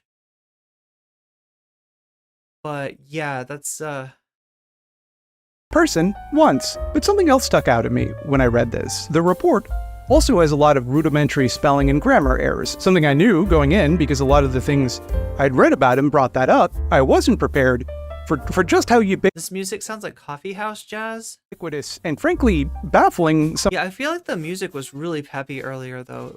It was getting me pepped. Some of them were. I've started doing extensive mapping of Deschutes County with the goal in counting as many... Wait, did Thought Slime grade this as a paper? ...homeless as possible. And that's the first sentence of the report, by the way. The first sentence has a typo. For 12%, tell report having contact with an outreach worker offering help with housing. I have spoke to 35 of them. I have spoke to 16 homeless. He got a job in Eugene. Oh shit. Where his family lives. The snow. Wait, this guy supports Trump's plan for homeless concentration camps? Yeah, he say it was like outside of cities. And like they should have camps. Live with that family. At first, you might be wondering why I'm talking about the typos in some But it's fucked up because the way that he says it is like he thinks he's doing people a favor. Report this guy wrote, which seems kind of petty, right? Seems like I'm grasping at straws here. But the thing is, he was paid $18,750 of taxpayer money to create this report. A report, the first paragraph of which contains the sentence, when possible, I do an assessment and learn as much as possible, which is not only redundant, it also implies there are times where he... Also, if you're going to use overuse possible, you got to use the rule of threes. You got to use it 3 times, not 2. Does not do an assessment or learn as much as possible. I, like many Deschutes County officials, am a little confused about why this report was commissioned in the first place. The information he was contracted to collect was already recorded, much more thoroughly and professionally by the 2023 Central Oregon Point in Time count. His information conflicts with theirs quite heavily, and I'm inclined to believe them, because you can watch an hour-long YouTube video where their methodology and results are meticulously outlined. They have copies of the forms they used, recordings of the training they gave to volunteers, all made freely available, whereas Dolgren's methodology is a little less transparent, because it seems to me like he was walking around and counting stuff by hand. It also seems like it was just him doing it, because at one point when talking about the Lapines area, he says, "I have not mapped the areas with the highest concentration of homeless. They are in the deep woods, and am getting an escort there soon." I didn't do this on purpose, but literally every quote I pulled from this report, quotes that I had to cite for context, had at least one typo. I don't want to speculate, but it kind of feels like Dolgren's report was commissioned in order to push a political narrative. There's a lot of him just half remembering anecdotes and making some claims he doesn't even attempt to substantiate. Like, for example, the overall consensus with the homeless I've met so far, 63.8% of the homeless I have met came from outside the county. They came for a variety of reasons. Many have told me they are here of the lax rules and the decriminalization of drugs. How many? How many told you they are here of that? Who can say? I mean, you could say, but you don't. But you won't. The last sentence of the report is also this curious little nugget. 7% of the homeless report addiction as the leading cause of their homelessness. I believe it is closer to 75% of all adults currently homeless. Oh, okay. What is up with pulling statistics out of your ass, right? It's bad. People do it. But to do it in a report? To say the rate of reporting is 7%. However, let me posit a different number from my great experience and expertise. 75%. What the fuck? Where are you pulling this out of? What orifice? Deschutes County. That's what you do when you're paid $18,000 to do a survey, is you just guess. You just assume the data you got is off by a factor of 10 based on It feels like 75. The impression that is that what he's saying? It feels like 75? It's like he's got a strong intuition that it's 75. He's is he doing I don't know. He did a tarot reading and he got a 7 and a 5. Maybe this guy has an interest in portraying homelessness as primarily the result of drug addiction. Are you getting the impression that maybe he's willing to exaggerate to push that narrative based on him saying he's doing that here in his report that he submitted for $18,000? There is a bizarre fixation in this report with whether or not the people... Sorry. Wait, so he was talking about this idea of a homeless industrial complex, right? And I swear to God, I've heard Anna mention something similar. I can't say for sure, but I feel like I have. I feel like I have heard Anna Kasparian mention something similar, right? But it sounds like he is he's making money to lie, to make up statistics in order to paint homeless people in a worse light, in order to further pathologize people for being homeless. Not the people. Whether the homeless he's counting are from the same county, which might seem like just an academic interest or, at worst, a weird little personal bugaboo, unless you're familiar with the ways that conservatives like to lie about homeless people. They love to pretend that homeless people just appear whenever a liberal government does liberal stuff. They move to wherever the libs make the conditions. They act like any sort of a social safety net, any sort of a system of welfare makes it so goddamn luxurious to be on that program. When look at something like SNAP. Look at how it barely pays for what I would say a nutritionally inadequate and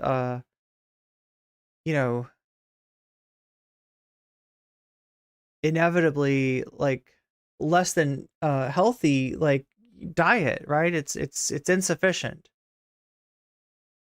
Like the idea that being in those kind of financial straits where you're eligible for such a program is, but that's what they think. That's what they think. Literally any sort of program is people living in the lap of luxury, and that they're going to prefer that to best for the homeless, like mosquitoes looking for poorly drained swimming pools. In reality, you will typically find a lot of people from other places among homeless populations because if you think about it for like a fucking second, you're more likely to become homeless somewhere where you have less of a support network, where you don't have family or old friends like one might in their hometown or place of origin. This man, who we are to believe is a homelessness expert, seems to think that homeless people have a disproportionately robust and up-to-date knowledge of city policy all across the country, which they use to migrate en masse to wherever the wacky libs get up to their old tricks again, as though homelessness is just the result of people deciding that the benefits of homelessness they receive thanks to government handouts outweigh the negatives. You see, according to Kevin, they're simply not motivated to get a home, because the city will give them food anyway, so why bother? Why would you need a home if you've already got a sandwich? Why not just stay homeless? It's so easy living. That's what homeless people are known for. I'm not editorializing, by the way. He literally claims homeless people have it too easy. He had a video on his YouTube channel go viral where he interviewed a woman named Wendy who had this to say. So how is it like being homeless in Portland?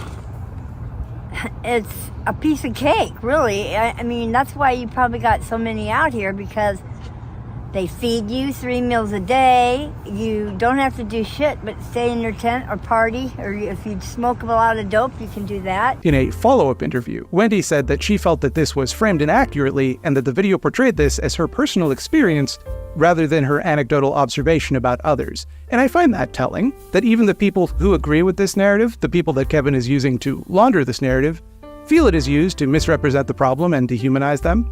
And it's all sort of a contradiction, right? Because if he believes that unhomed people are not being adequately supported, and again, I agree, but also thinks that providing them with food or necessities creates dependency and stops them from becoming responsible, empowered, and accountable, whatever that means, accountable to whom, what's the solution then? What support do you think is needed? In Kevin's view, the best way to help unhoused people is to individually intervene one by one, solving personal problems in their life that prevent them from getting off the street. Each person is like a quest in a video game, a little puzzle where you get the right item or fulfill the right set of steps, and that fixes the problem forever. In his report, he lists what he calls success stories of people that he's helped in this way, something I don't feel like is in the mandate of that report.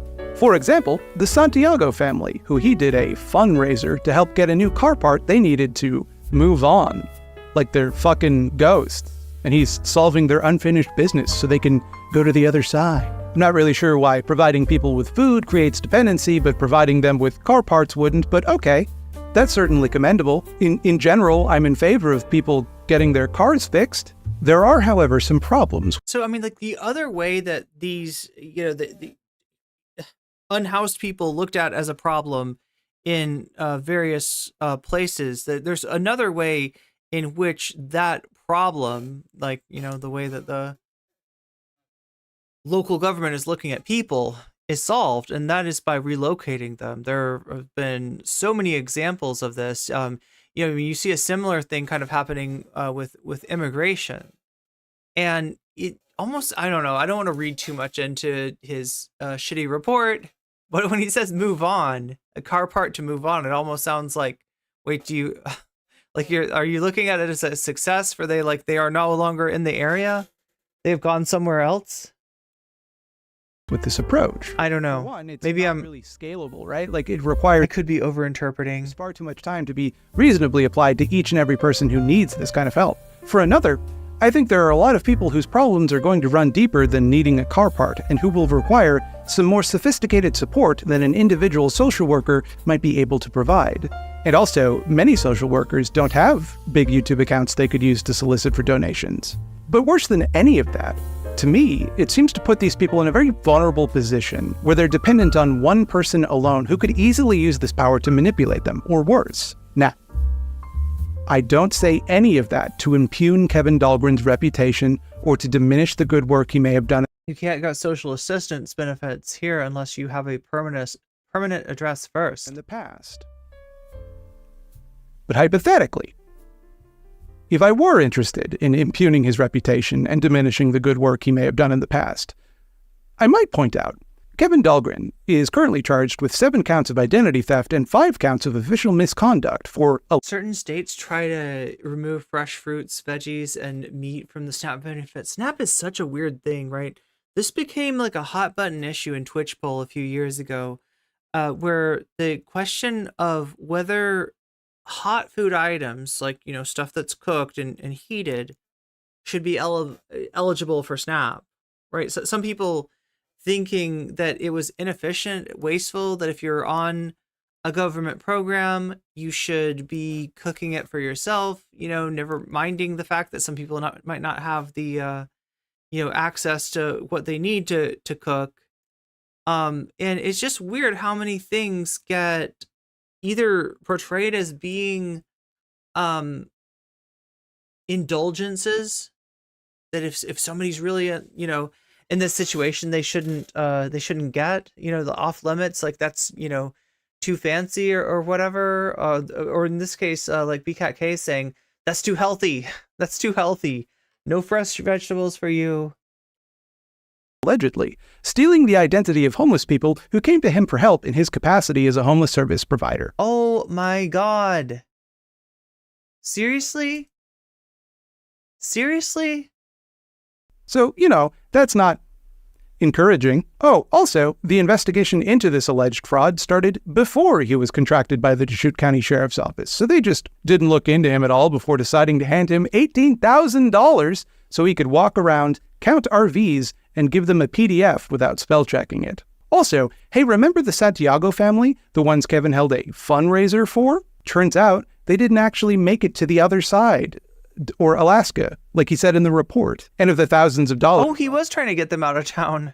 ...Dolgren claimed to have raised through solicitations on his YouTube page, they say they only received $900. And that's not fun. The fund has not been raised at all. So, all of this to say, this is the man that Tyler Oliveira brought on as his expert, the man whose credibility we are meant to lend to this video, a man who he invites along in a conspicuous amount of videos rather than speaking with Yeah, that's what I'm saying. He's always got his Joe Bro with him. I don't know, a local social worker. He's always got his Speedwagon. Seems, to put it mildly, a little bit shady. Of course, when they filmed this, Dolgren had not yet been formally charged. We can't expect Tyler to know the future or to vet his sources, and when this was brought to his attention, he responded like I think any journalist would, by calling the person who told him stupid and asking whatever happened to innocent until proven guilty. Okay, so let's all just agree for the sake of argument that it would be impossible for Tyler to call up Dolgren's employers in Gresham and ask why he'd been put on administrative leave.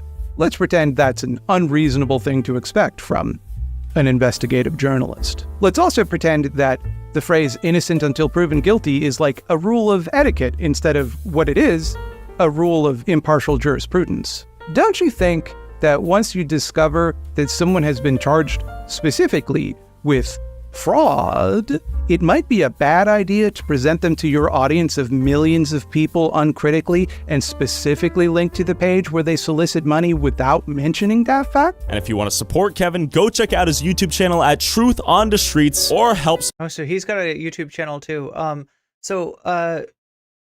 This has been taken to Twitter recently. I think it all started here. It's not. I hate how bookmarks work. I absolutely hate how bookmarks work. Okay, copy that link.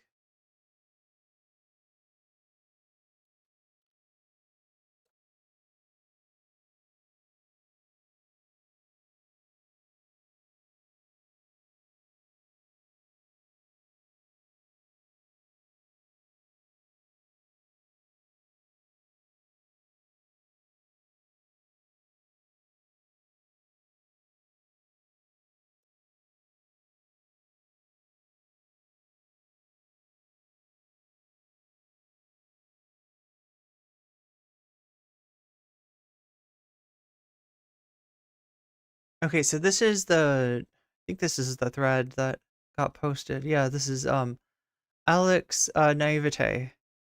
I researched Tyler Oliveira a few months ago, and I think his content needs much more extensive coverage from Boy Official and Hassan the Sun.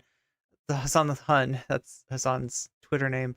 April 17th, so 2 days ago. So Boy's video had already come out. I don't know if Hassan had watched it yet, but those, pieces of content got made. I can only describe this guy as racist, homeless hating, right winger who masks his rhetoric as the white moderate. So yeah, I mean, there's an example of the the kind of thumbnails that you can expect.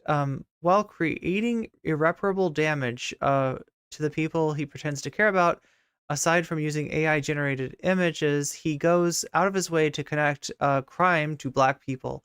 These are 4 more recent examples.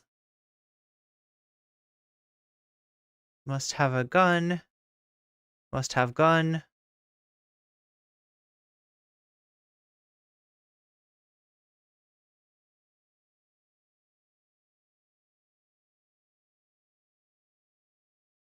The first time he stopped blurring faces was his second video. This style where he filmed border crossings, while that video was fairly neutral in nature and was sponsored by a neutral news app. I wonder which one. Video that features every video that follows features a right winger. His next star was Kevin Dolgren. So there's the guy that we're on right now. A homeless pundit researcher who was arrested for stealing from the homeless. It sounds like stealing the identities of the homeless. Tyler featured him and asked his viewers to follow. We just saw that. So follow him on social media.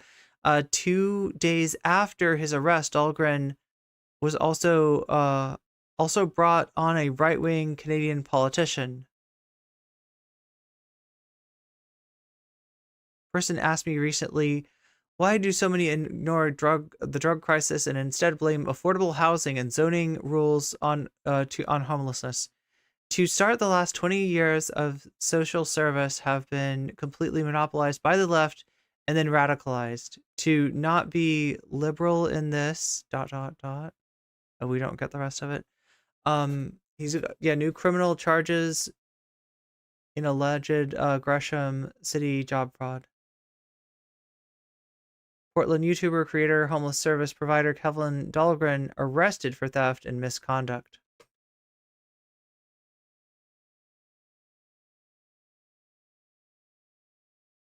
When one of the victims came out about the harm that Tyler's video did to them, Tyler, instead of apologizing or removing the videos, doubled down on his action. He despises drug addicts.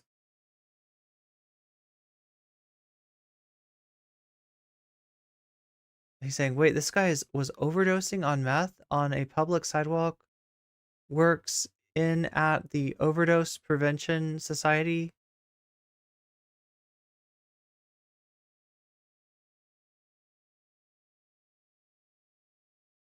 I think that was the scene that we saw earlier. Of course, the evil universe Kevin from Home Alone got arrested. What? Oh, he's the evil universe Kevin from Home Alone. Got arrested. I'm not sure I understand that. Finally get to Jonathan Cho, I think we're saying. Beyond the amazing coverage from Boy Official, Cho worked with TPUSA and Discovery Institute to actively work to dehumanize the homeless and blamed them for the situation. Here's the Housing First has Failed article that we saw earlier. This covers all of his 2 videos up to 3 months ago.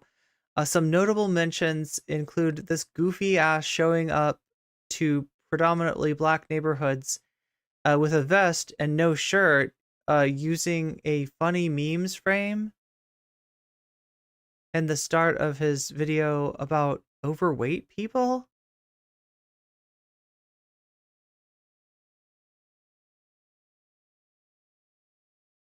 This was all taken from a video I made a few months ago on an unmonetized new channel that got little traction. I'm just happy he's being exposed finally. If you prefer the script in written form, here it is. My brief call to action. Okay, so yeah, these are the thumbnails. It really does look like a Mr. Beast thumbnail. Like, right, he's definitely yeah, there's the zombie theme in his thumbnails.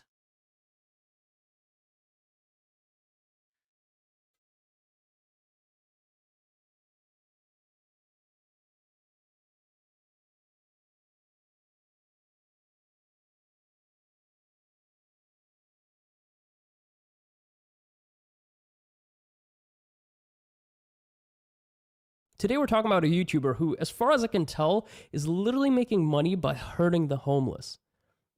If you don't know who Tyler Oliveira is, which I don't fault you for, you probably know him from this clip from a Mogul Mail video. Tyler Oliveira's right there. Hey, go have fun with your 100 subscribers. That was Brent Rivera, I would assume children's entertainer who was making fun of Tyler Rivera for just not having enough subscribers. Since then, though, I feel like that comment has kind of struck a chord with Tyler, because if you watch his videos ever since that event, everything has been somewhat like trying to create content that is very broadly accessible but doesn't provide any value whatsoever. You have things like going to the incest capital of America, investigating UFO crash sites. None of these videos really have much value behind them, but they don't do harm, at least. Or so I thought. We start this kind of investigation, if you will, in this first video called I Investigated the City of Real Life Zombies. That was the first video that kind of caught my attention after this drama period ended. And it's interesting. It's not terrible by all regards, and most important of all, when he interviews one of the homeless people on the street, he actually goes out of his way to blur their faces, which is amazing. And more importantly than that, by the end of the video, they encounter a member of the Everywhere Project, which is a Philadelphia-based organization that aims to expand the reach of harm reduction resources and education, which is incredible. You know, so far so good. Right? Like, if this was the outcome of every single one of Tyler Rivera's videos, I would not be making this video here. However, that's not how most videos go. In fact, the very next video that Tyler filmed was I investigated the US-Mexico border. And that starts something like this. Nothing about politics. My questions are, what are they? He introduces the video about the US-Mexico border by claiming that he knows nothing about politics, which isn't a problem, and to no fault of his own. I don't think it's a problem that you create a video about a highly politicized topic, especially at this day and age, without knowing a lot about politics, especially because the video is sponsored by a rather fitting company called Ground News, where you're supposed to get like all sides of an argument, or if you're seeing it in an article, you can figure out what sort of bias that article is producing. Overall, yeah, Thought Slim has a video on this. We were actually just watching that. I just wanted to check out. This is Alex Naivete. This is Alex's video. This is the person that made the thread. You know, just basically adding Hassan, adding Boy, and saying like this needs some more attention to it. And yeah, this is Alex's video on this. I just wanted to check this out really quick before we get back to Thought Slime. For this sort of video, as long as it's not taking sides, right? Except there are some problems with it. Namely, Tyler. I was wondering about this, right? This is a company that sponsors a lot of political and even commentary streamers. And I was always kind of curious about, because, you know, what it purports to do is gives you an exact, or, you know, gives you an objective rating on news sources. In other words, this one's got a 22% bias to the left. This one's got a 33 point bias to the right. It's like it gives it a rating. It locates a news source on the political compass, more or less, not even the political compass, but the like on a right to left. I think, And look, I mean, could this be useful to somebody that just knows nothing about any news sources? Sure. You know, if you're like, Fox News, does that have a political bias? If you have a question about that, then yeah, maybe this is a useful tool for you, but I don't know beyond that, right? And I don't necessarily trust, I don't know, I guess I just don't know anything about them. There's lack of interest in blurring illegal immigrants' faces.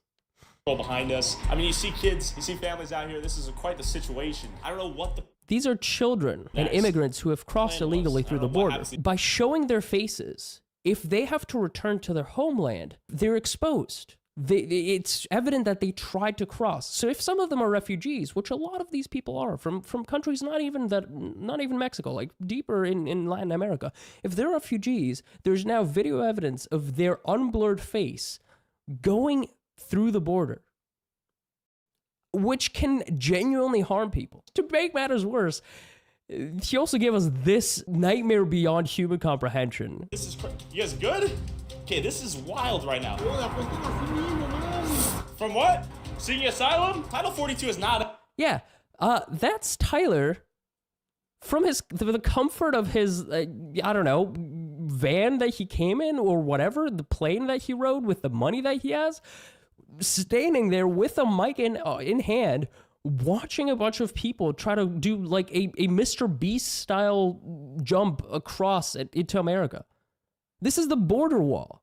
Like, this is the kind of person that we're dealing with here. We're not dealing with some kind of like apolitical, doesn't know anything about politics individual. We're dealing with somebody who has a lack of care for the people who he's covering. The next video where he investigates a impoverished place in America is this. Portland, Oregon, the city where every drug is legal.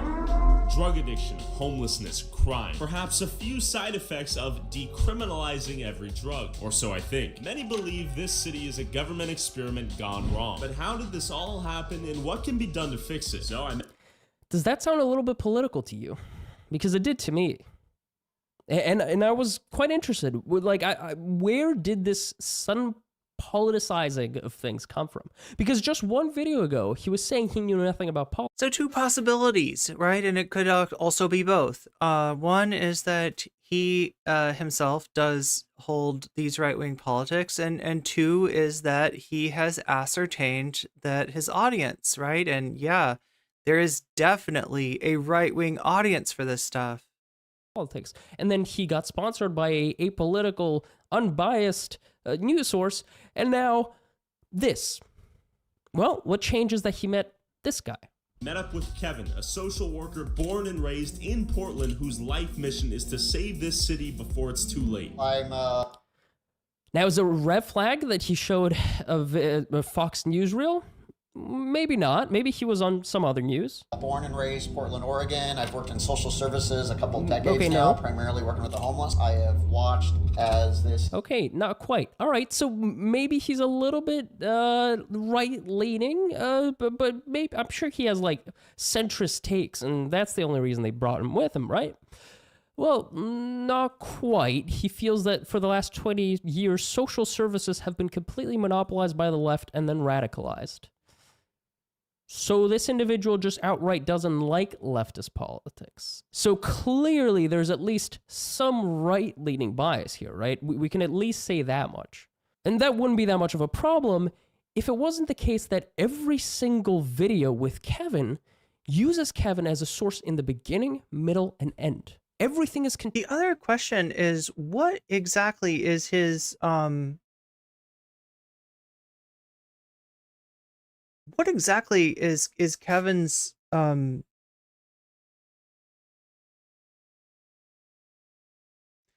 is the service that he's providing to the city to get $18,000? Is it literally just that report? Because what it sounds like what he's saying is that he sees a problem with, like, the way that these issues are handled. And so he's not incentivized, like, you know, to do anything that he's going to see as enabling. He's gonna have like a tough love model, right? So what exactly is he providing? He's a homeless service provider for the city, but other than what, like a car part or something like that, we haven't really seen evidence of him providing much of anything to anyone except fucking more, tough love bullshit. Contextualized through the eyes of this right-leaning, or at least anti-left individual, let's be fair, anti-left individual throughout the entirety of the conversation. Go follow Kevin on Twitter at... And this doesn't happen once. I mean, this is one time. This is the next video, the city that traps homeless people forever. Now, what would... And this is another video. I investigated a country where every drug is legal. This is particularly interesting because this relates to Canada, a country which has not made every drug legal. In fact, he's actually confounding the word legalize. Okay, so just I feel like Jules is asking, I thought Vancouver was the place where every drug is legal.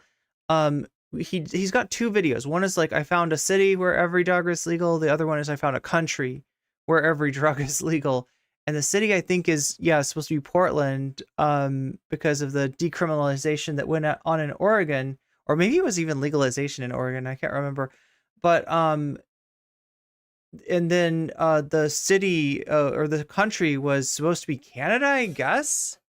Even though, it's really, there's a decriminalization policy in Vancouver where he's showing Vancouver. So it's just very much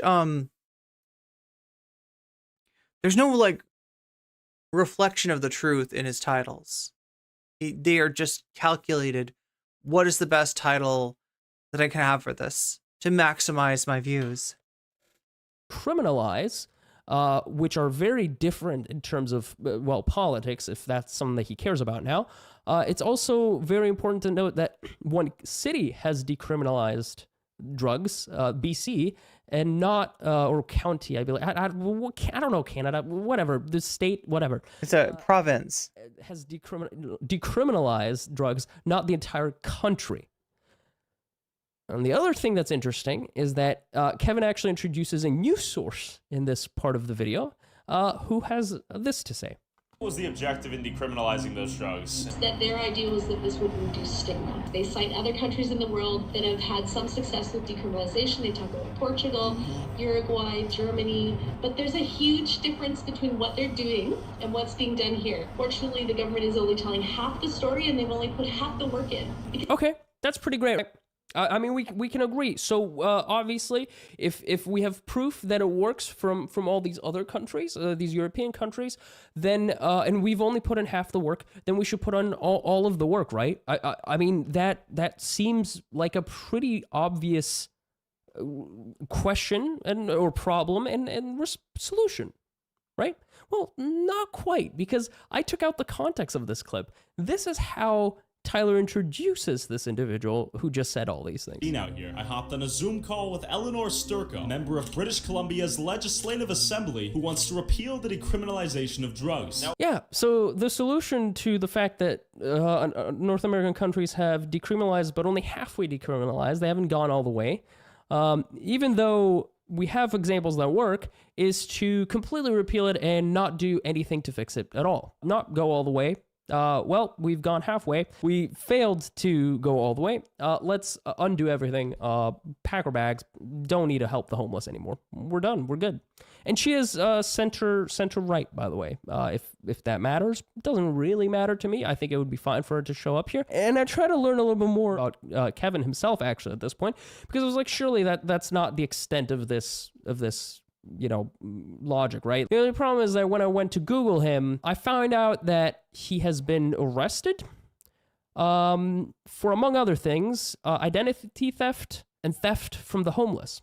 I don't know if you recall at the beginning of the video, but it's also here for you to, reread.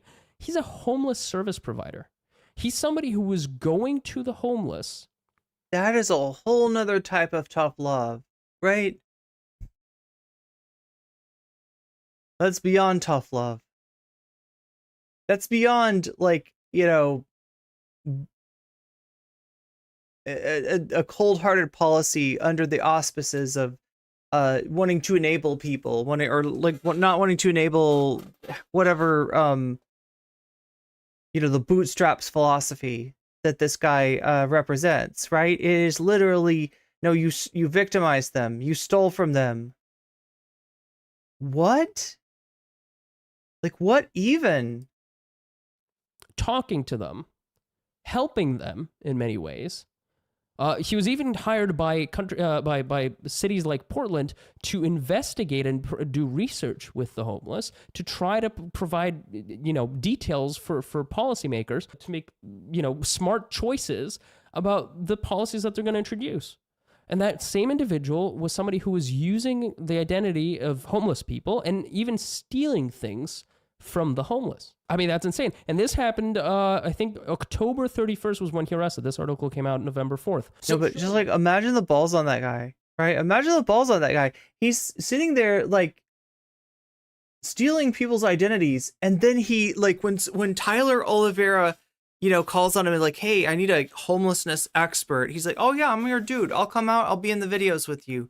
Just completely brazen. Could not be more brazen. Right? Well, one would expect at that point, Tyler would kind of part ways with him, right? Like he literally contextualizes everything that happens from beginning to end in every single video that Tyler makes. They will die. Well, not quite. If you want to support Kevin, go check out his YouTube channel at Truth on the Street. That's November 10th. About 10 days after Kevin was arrested, he's still telling people to go follow him. There's another video. Yeah, the question is then, does he not know or does he not care? From November 2nd, 3 days after the event happened. Okay. Well, thankfully, he did actually get arrested, so I don't think he could physically show up there. How do you manage to go to... The only problem is that he's done enough damage now where there's moments like these.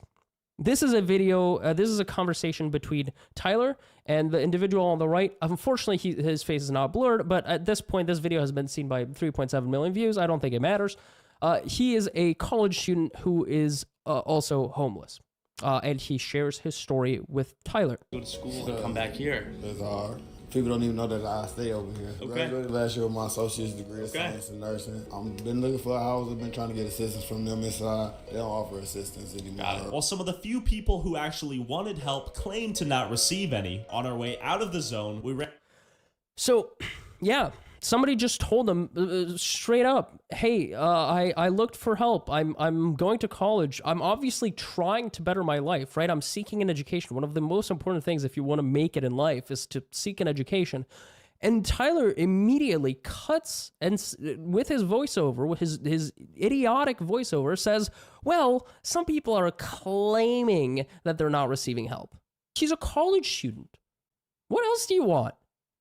Like, how much more can he suffer than go to college while being homeless? It's absolutely ridiculous. And there's actual victims that have come out to talk about this. This was an individual who was featured on one of Tyler Oliveira's videos without his consent while he was overdosing. And this is what he had to say. Posted online, used in a negative way, and it just feels horrible. There's a growing trend of people filming the unhoused and people who use drugs to post on their social media. Recently, one staff member from the Overdose Prevention Society was filmed while suffering from a stimulant overdose. I saw the video myself. It took me a few minutes for it to sink in. That's, feels ultra negative. It was a smear piece. And you know what the worst part is? Tyler's response, you'd think would be somewhat remorseful, right? But no. All he has to say is, wait, this guy who was overdosing on meth on a public sidewalk works at the Overdose Prevention Society? Who is that meant to help? Do you want the Overdose Prevention Society to be disbanded because one of their members was overdosing? No, they're surrounded by drugs all day. Yeah, maybe some of them have seen or have gone through overdoses. That's probably why they're there, because they've seen the overdoses. But okay, let's take a step back. Kevin is in prison where he belongs, assuming he did actually steal stuff from the homeless, because holy crap, that's a... So wait, he's convicted. Crazy reverse Robin Hood, especially when you're... That's what I'm saying, yeah, it's like... Who's supposed to be a proponent of the homeless. Let's take a step back. Tyler's no longer working with Kevin, so surely he's gonna go back to his original style of video where he just hopes to luck into some kind of individual who has prime experience or firsthand experience being homeless, or maybe he finds some kind of project like the project that we saw before, or maybe he even finds a concerned neighbor, a NIMBY, who just wants to complain a bit. Regardless, at least there's not a political pundit who is actively progressing politics, right? Like right-wing politics, anti-homeless legislation. Well, not quite. Because after a short hiatus of a couple of weeks, about 10 days ago, Tyler came back with this nightmare of a video. Potential overdose. Okay, careful. This guy's still following us. Okay, we gotta just... It's like you might recognize his name. It might be from the time he got fired. The reason I say that... Oh, this is Jonathan Cho. For this tweet. Oh shit. Okay, so this is what has part of chat seen this already? I mean, this obviously is available elsewhere, so you might have seen it elsewhere, but I feel like I remember people telling me earlier that he used to work for this Como News, and was fired for his coverage of Proud Boys at on his social media.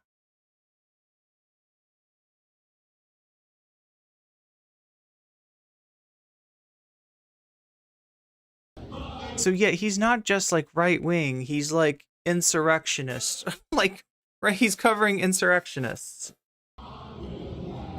Which is a Proud Boys montage? Like, I don't know what he was thinking. It's a collage of images from a Proud Boys rally to which he went to, featuring upside down flags and Blue Lives Matter flags and lots of other things, all with a song playing in the background. Now you might wonder what song that is. It's a song called We'll Have Our Home Again, which, according to the Jewish News of Northern California, is sang by Manabund, which is a white supremacist, ethno-nationalist men's club. Damn. So that seems pretty bad. It's getting worse. I would say it's getting worse. I mean, I wouldn't want that person to be my source of contextualization of an entire 53-minute video, but I'm also not Tyler Rivera making 10 million view videos every day, so... So it's not just that, like, it's funny, right? Because he's not just, like, bringing in, like I said, people with, like, a right-wing context, people with a right-wing axe to grind, right? He is bringing people in and purposefully omitting their far-right connections. Yeah, I guess that's the way... Like, this isn't just some libertarian out there, right? This is some guy that, like, was essentially cutting propaganda for the Proud Boys. Make money on YouTube is to have far-right extremists or people who just don't care enough to pay attention to what kind of content they're creating, which honestly fits perfectly with Tyler. That's the biggest thing that... But let's actually see a little bit the kind of damage that Tyler and Jonathan create together when they're in a space like this. What's the biggest thing that can be done to help you personally? Let me get one of those little tiny homes. Are there programs, John? I mean, that's so simple, right? Let me get one of the tiny homes. The first homeless person who is willing to talk to them, because a lot of the homeless people don't like Jonathan, for very good reasons, might I add. The first answer is, let me get a house. Let me get one of those tiny little container... Yeah, Der Mannerbund houses, and I'll live in them. That's what you could do to help me. And then watch how Tyler flips the question. Jonathan, that he could enter right now. If he said, hey, I will be sober, please give me housing. Nobody talked about being sober. You added that in. You asked him, what could somebody do to help you? The response is, let me get a house. You respond, okay, is there any programs if he becomes sober that could get him that? Why is that a necessity? Why does that matter?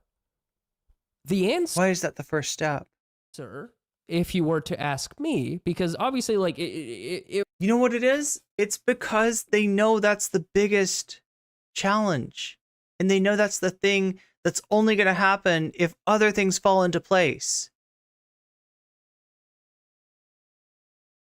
because they don't want him to get help. That's why. If we're going to do some critical thinking here, not political thinking, critical thinking. If you have a problem of having the unhoused, then the solution to it is to provide them houses. Unhoused, houses. Combine, now they're housed. If you're now saying, okay, well, no, you can only have a house when you're in a program to no longer be a drug addict, then you're saying, okay, well, if you fail the drug program, you get kicked out of your house and you're back homeless again.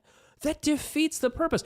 Maybe instead, crazy idea, put them in a house, give them an address so that they can work a job, put them in a program so that they can attempt to detox.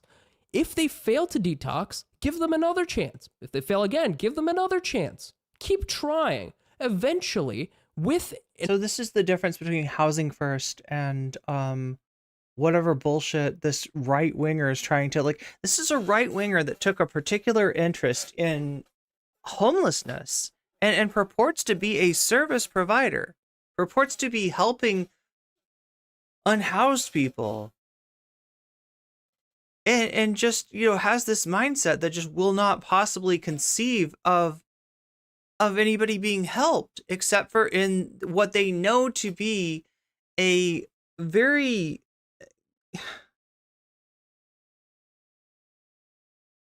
like a situation that's not likely to happen, a situation that's not likely to come about if the person isn't housed first, if the person isn't, you know, doesn't have hope. Like, right, they're acting like they care, but ensuring that people like him are not going to get that care. Like, they are the reason. Those kind of thought patterns, those kind of you know, those kind of politics are the reason that you know that so many people are stuck. An address and an opportunity to get a job, they will find another reason to live than to constantly drug themselves. People don't choose to be homeless, no matter how much they want to drill this into your head. And you'll see this in this video. But let's actually let this going for a little bit longer, because it's truly maddening. Detox just sends me right back out. You know, the problem though. That's it. It's done. The homeless person is just completely proving you wrong. But okay, let's keep going. Is you don't have enough people to walk with Devin through the journey. Okay. That's one of the challenges, is you can't just put somebody in detox and then just release them back onto the street. And this is a trend you'll see, by the way. They'll say these things which are true and which, like, tug on your heartstrings, right? Especially Jonathan. He's really good at this. Like, he'll say things that make sense to any person with compassion, but he'll use it to spin the story and to make it about giving homeless people less things or conditioning those things upon, like, detox programs. It's not an affordable housing issue. Devin, if you were just given an apartment, would that solve all your problems? No. Obviously not. That wasn't the question from before. The question was, how can you help me immediately, quickly, right now, no questions asked? Give me a little house. But the way the video is edited, and the way that the question is asked, and the way this freak, he's a freak, poses the question, is that he asks, will all your problems be solved by a house? Obviously not, but it's the start. It's the start to the solution. Can anyone walking the streets or anyone who may see this do to help you get out of this situation? Just understand that you guys are just one paycheck away from being out here too. Yeah? Yeah. This is... Just understand that you're one paycheck away from getting in this situation too. I'm gonna save this quote for later. Keep that in mind. Tents were built right. Jonathan and Tyler later go on to, like, look at a bunch of more like encampments, to which they have this beautiful commentary to share. Next to premium Seattle real estate, and some of them even had a multi-million-dollar view. Wow. You can also argue that camping out here gives you the best views of the city. Which no individual would even say or argue, because there's obviously a highway right there. So, yeah, it has the best views, but also the reason the other houses don't have the best views is because they have this hill in the way to block the noise pollution from the highway. So, like, nobody would argue that, actually, but sure, fine, yeah, great. It's great views. Does that mean that people are coming out here to get the best views? Well, drug addiction kept many of And again, what they're trying to say is that like any sort of social welfare programs are spoiling and enabling and defeating any chance of these people pulling themselves up by their mythical bootstraps. streets, we stumbled upon this giant fortress that led me to wonder if some of these people actually preferred living on these streets. This is a pretty epic fortress you have here almost. How long did it take to build this? It's not done yet. You feel safe out here? It almost feels like home, I guess. So no. So he's not choosing to live there. So the thing that you've just stated is a falsehood. But they're insistent on cramming this like square peg through a round hole. Because if it almost feels like home is the response to do you feel safe here, then you don't feel safe and it's not home. So therefore they're making the best out of their situation, right? Well, that's not what Jonathan has to say about that. In society. These are the people who've given up on society. They're done. They don't want to work anymore. They don't want to pay taxes. They don't want to pay their bills. You've got the activists saying, oh, if you just give everyone here housing, we can solve the crisis. Well, the problem is, as you've clearly encountered, there are people who want to stay out here. Which are those people? Who are those people? The people surviving and making do with their situation? Like the people playing naked and afraid every day of their life? Is that the people who are choosing this? What do you do about Morbius Dragon, I don't know why I have to do this manually, but let me give you your... Thank you for the gift membership to Teddy Cool. Teddy Cool just got weaseled. Them. After establishing homelessness was, in some cases, a voluntary lifestyle, Jonathan took me to it. This is what Tyler follows up. He says, oh, we've established it. Okay, cool. Yeah, this is actually something that Innuendo Studios talks about in terms of the alt-right playbook and the sort of tendencies of conservatives in terms of their use of rhetoric, right? To kind of throw something out there that implies an assumption, and in order to argue with that assumption, in order to argue with the point, right, you're forced to entertain, let's just say, the assumption. Like, you know, you're invited because their argument is wrong, and you can show that it's wrong, but if you respond that it's wrong, it sounds like you are validating their assumption, which you shouldn't do. You shouldn't do, but I mean, like, this is it right here, you know? So having established that blah, blah, blah, blah, blah, it's like they're fast talking you. They're moving you past the, oh my God, Soul Life, thank you for the membership to the Baker's Dozens Cats. Here, let's do the wow. I don't know why it's not showing up tonight, chat. I don't know if I gotta refresh the alerts or something like that.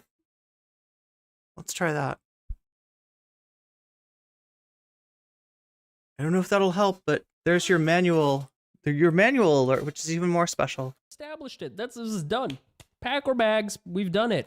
Oh God, it's still only 8 minutes out of a 53-minute. Here's a homeless pregnant lady. Let's see how Tyler talks to her. Hi there. Hi. I've heard you're pregnant and you're in need of housing. Yes. Have you looked for housing since? Yes, I have. Yes. What was the response given? Well, nothing. Nothing? She's in a tent. You can't tell. What would you recommend she do? Have you considered going to other outreach groups or other nonprofits like Salvation Army, Yes, I Union have. Gospel Yes, Mission? yes. What are they saying? I know Union Gospel Mission would potentially take you in. Nobody want to get on the nasty mission. If it's dirty, it's unsanitary. But that's not the case. See, Okay, got it. And I understand. Not the case. Hey, the homeless guy just told me it's unsanitary. The homeless guy who has experienced the insides, the depths of this mission. And you, in your woke Pope outfit, I don't know what the hell he's wearing, are coming in and saying, no, you are wrong. I'm not homeless. You are, but you are wrong about your experience. And I understand that may be their experience, but they can get you off the streets right now, and at least for the sake of your baby. I'm saying that, but it's not, you don't get your own room. You know what I'm saying? You're around everybody. I see. I'm saying there's germs, and I'm pregnant, I can get sick easily. You know what I'm saying? You'd rather take your chances out here than be in a place where you have to share a... I'm sorry, but this right here is a lot cleaner than the Salvation Army or shelter. I'm saying we want housing, not tiny homes or shelters, because they dictate your lives. They tell you who you can and can't have over. So it's an American thing where I should be able to call my friend up and say, hey, come over. Not, come over. Do you have ID? Show it at the front counter. Okay. You know, that's... Could that be any simpler? Could that be said any simpler? Like, unless you're anti-American and you don't believe in the freedom values, then... So yeah, what Tyler's purporting to do is show you a world that doesn't get seen, and it's true. You know, there's like a lot, you know, sort of pushing people away from actually witnessing, you know, how people are forced to live. But he's selectively showing it to you in a way that's deceptive, in a way that portrays a situation where the problem is a lack of motivation, a lack of incentive for people to pull themselves up by their bootstraps, because of the very thing that could possibly make things better is being portrayed as the thing that is, you know, sticking these people in this situation. Can you? And accidentally, like through this conversation, he's kind of exposing a little bit of what insight that, you know, people who haven't been forced to stay at a shelter like that would not really understand. What does that actually involve? Really?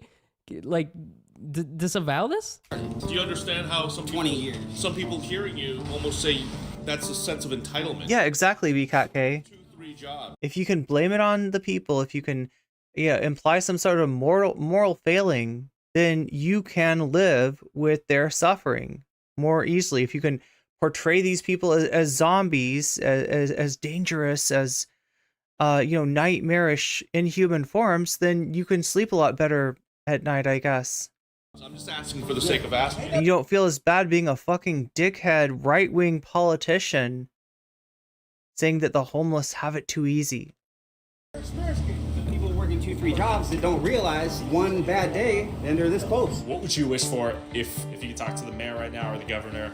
To give me a place to live that is safe. There's urine there. It's so simple. And then they take this very simple answer to this very simple question. And Jonathan just has the need to recontextualize. Look at this. Human feces, there's drug dealing going on. Is that safer than this shelter that's allegedly unsanitary? Yes. Look, why do you think they're choosing to be out here? Because they don't want to follow the rules. And then, out of nowhere, a person frantically stalking us from behind, covering their face with cardboard, began yelling at us, asking who... I would be remiss if I didn't suggest that you go and follow this channel, right?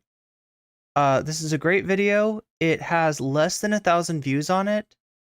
And it may have been the first one of these exposés. I don't know if this was first or if Thought Slimes was first, but this is dense with information and with insight and with as was the thread. So yeah, this is the thread that we read earlier. This one. This is Alex Naivete. Or naivety, I don't know.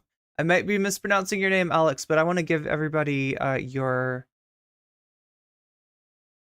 link to be able to go and follow if they're interested. It seems like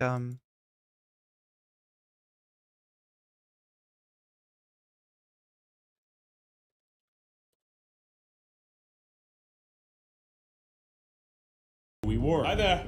Here we go. And now you get to see one of the funniest interactions of the video.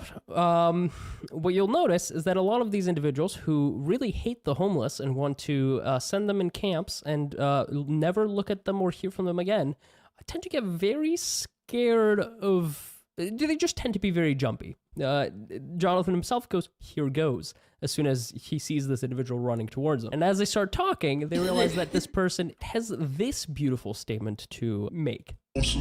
I'm sorry, if you're not a teenager, you don't get Narcan. You don't get a second shot. I am not. To be clear, Narcan is a life-saving drug, which when applied to an individual that has had an overdose, can literally bring you back post-mortem. Like, after death, it can pull you back to life. This individual just stated that, who ran up to them and is currently hiding behind a car for her identity to hide it. She just stated that if you're not in your teens, die. You overdose, you should die. That's it. That's all she thinks. Great. I have heard a lot of people, like a lot of conservatives, like sort of bemoan Narcan. That it'll usually be said that, like, I don't know, as a waste of resources or something, that like, or compared to like something like, you know, medication and the costs of it,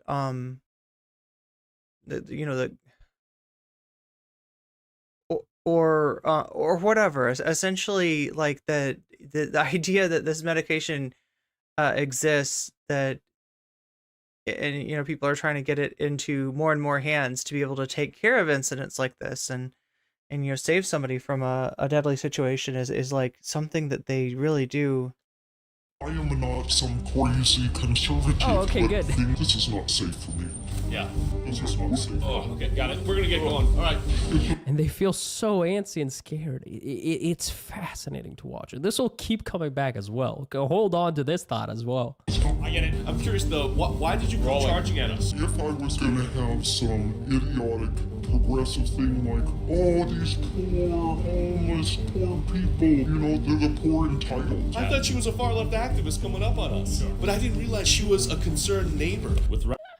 She wasn't a far left activist. She was a concerned neighbor. That's the only options. You can either be a far left activist who, by her own account, say, "Oh, these poor people," or she's a concerned neighbor. The person who hid behind a car to hide her identity. It's fair. This is Tyler Oliveira we're talking about. He doesn't fucking censor anybody. But, like, you have to assume that you're not dealing with Tyler Oliveira every time you go around and talk to a camera, right? Like, surely.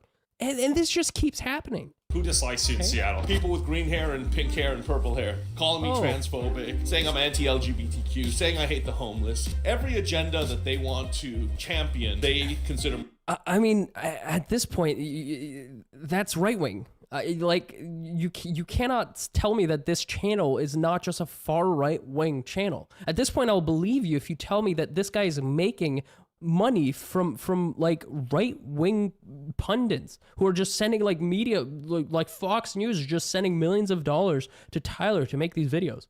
It keeps going. Me the enemy. I'm not gonna let some soy boy tell me where I can record and where He's so excited too. Get it to Tyler. He says soy boy like it's a real thing. So giddy by this. Walk? You kidding me? And the funny part is, I'm in support of the LGBTQ community. Oh, here we go. Yeah, this is the. Say, here we go. Did you see someone? Anytime there's somebody who's Yeah, it's really strange that people think I'm transphobic for some reason. Ha ha ha. who has green or purple hair, I get a little nervous, but You gotta watch out for the rogue SJWs. You never know when they might have Antifa super soldier superpowers. Fucking can't make it up. The funny thing is I support the LGBTQ. Oh God, is that a green-haired individual? It was like yesterday, man, where you had protesters, you know, literally up against the faces of police officers as they formed a human wall, trying to. And this is the interesting part of the video. It's almost as if Tyler or the editor or producer, I don't know, somebody in this like cycle of production had some kind of an idea for how to make this an actual valuable video, right? Tyler himself goes out and talks with an individual who helped lead Trump. Oh God, yeah, Schmegley, I didn't even catch that.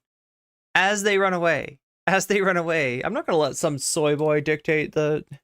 Was one of the goals of CHOP to cut the police funding in half? Separate group. Separate group? That was a separate group because, again, like I said, there was two sets of protesters. There was the protesters who wanted to defund the police, and there was the protesters like myself who wanted to keep the police but maybe hold them accountable. My question has always been, why did the police evacuate their building? Seattle PD. Yeah. which is amazing. Like, this is all a great source, right? It's an individual who was there. It's not Jonathan fucking Cho who just came in a Pope outfit and decided to say, oh, hey, like... I don't get the Pope outfit thing, but... These are my opinions, or this is the reality, but it's all made up shit that he has never experienced himself. These are people who were actually there.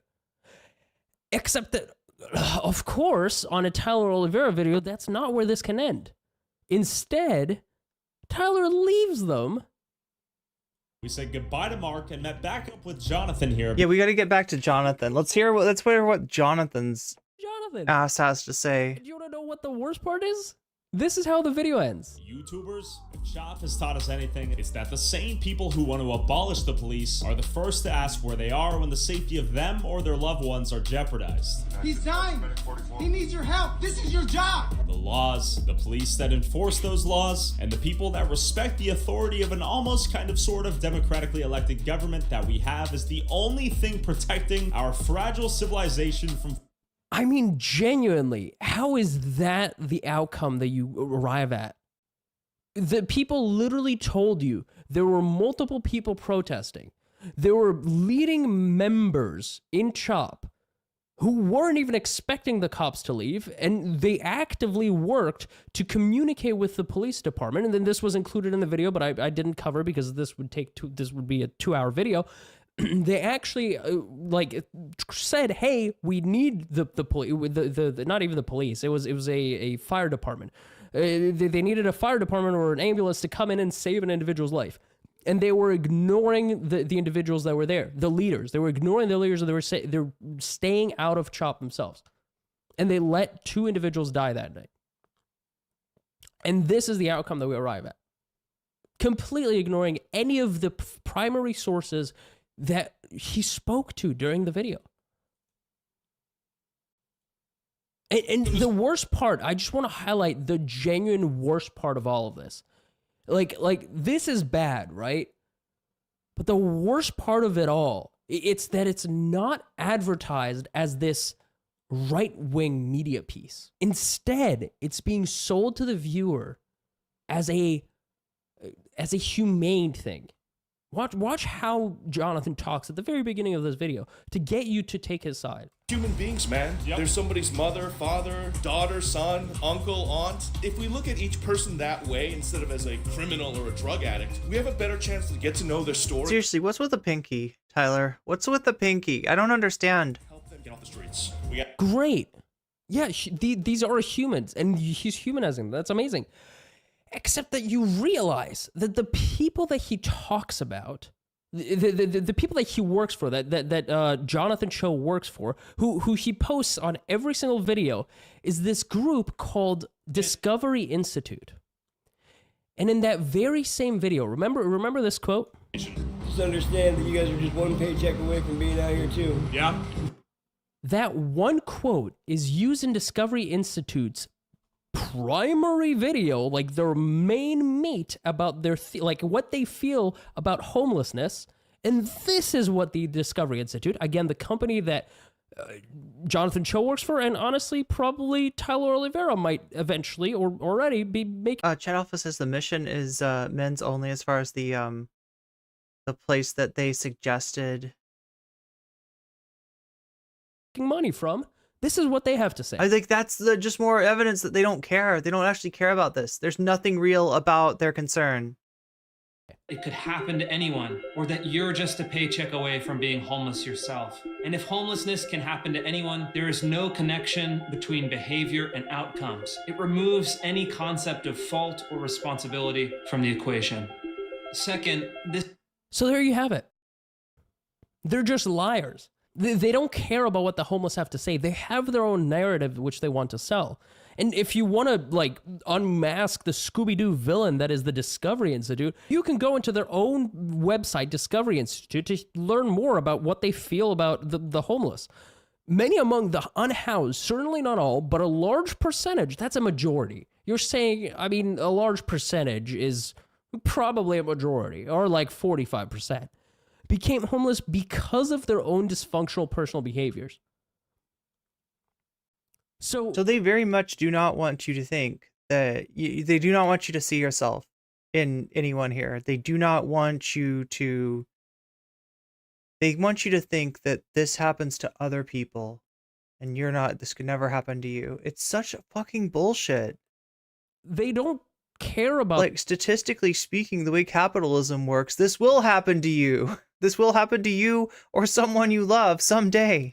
the homeless because they think a large majority of, or like a large percentage of them chose to be homeless, or it's at their fault that they're homeless.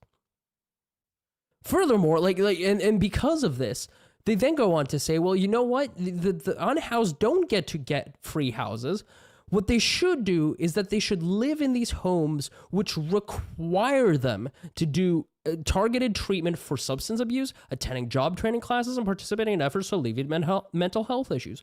You know what? Yeah, those are great if you offer them after you give somebody a house and you don't condition the house on them succeeding and passing these trials.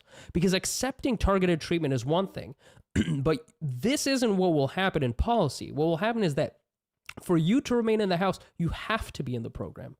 And at that point, you're just creating a prison. That's a prison which you've just renamed into housing that has mandated activities. Just give them a free house and then talk to them, get them through the door, literally, and then offer them this assistance.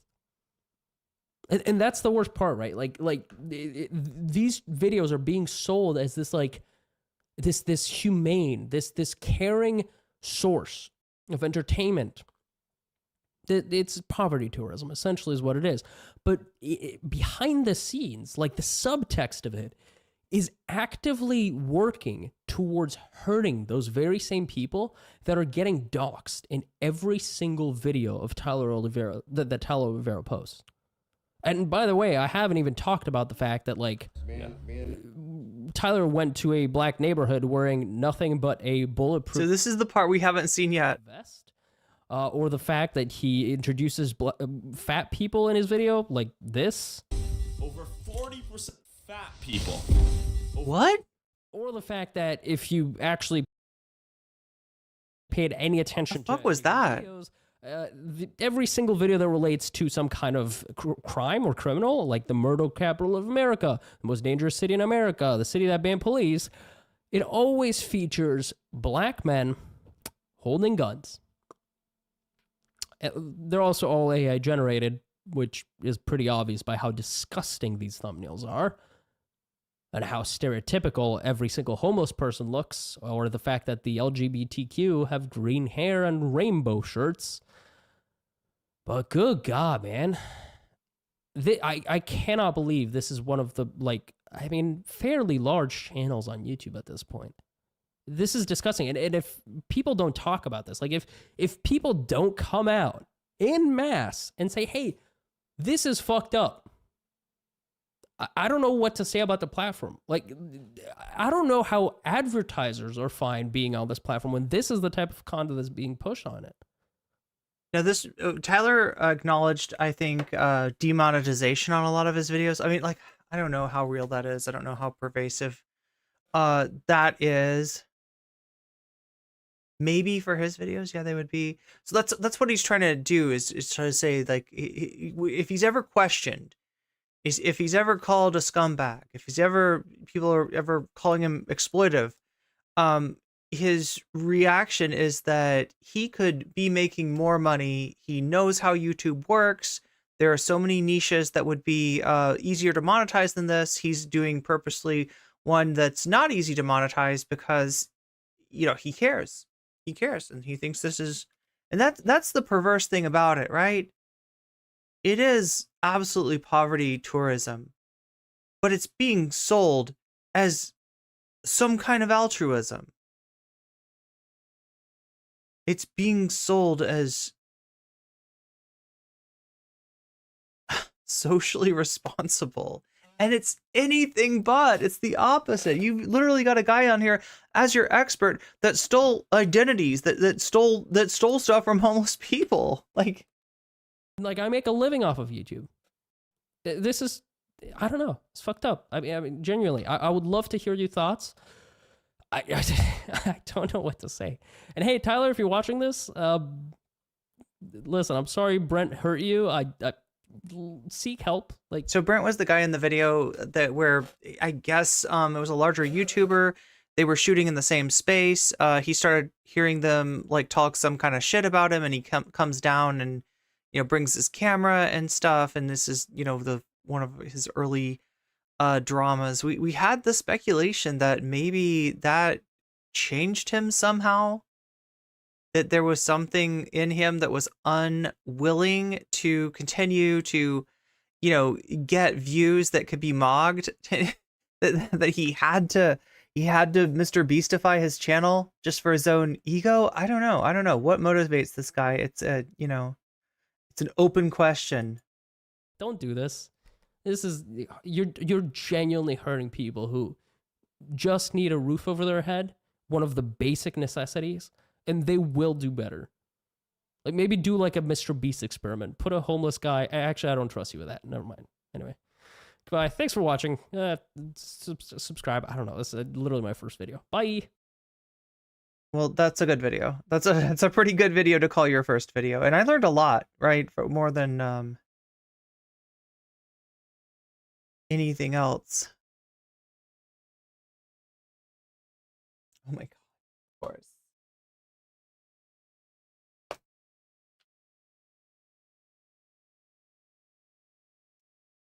You saw nothing. You saw nothing.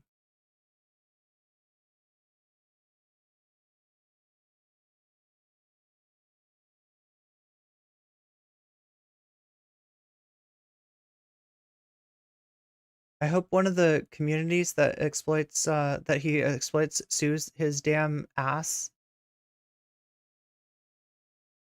The kindness content on homeless people.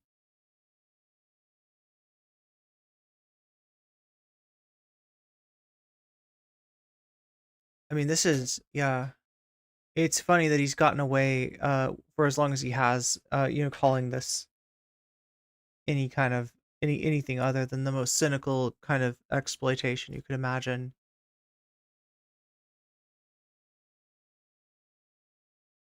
The veil has been 6 minutes until I turn into a pumpkin. Seriously? Oh wait, no, I don't think so. Oh yeah, because I had to start a new stream. That's why I'm not turning into a pumpkin. I want to turn into like a Fallout New Vegas chick. Apparently homeless people can afford hitmen. Who knew? And lawyers. It's white savior porn.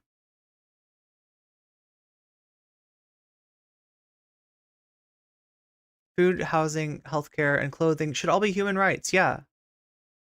At the very least. Oh, Jules, you're looking at the Twitch time up. Yeah. That is true. I just don't know what to say. I mean, this is I don't want to like leave it in a sad sort of way.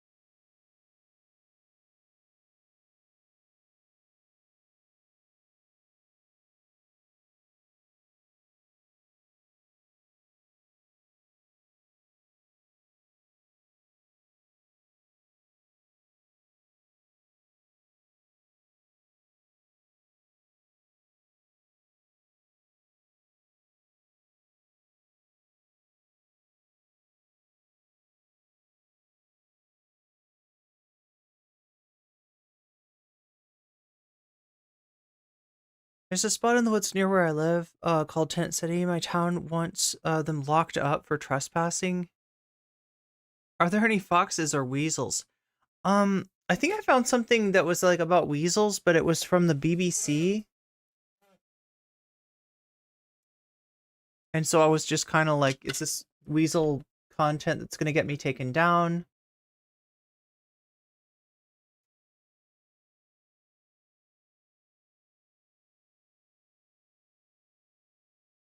Oh, here we go.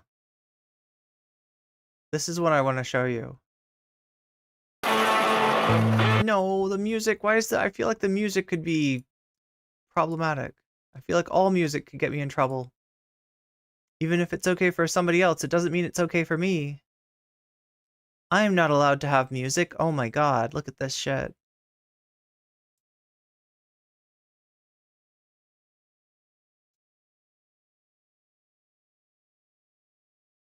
It's a new invention. Look at that. You see how this works? You got like literally wheels on a wheel. Meaning that and the wheels are like at a 90-degree angle from each other.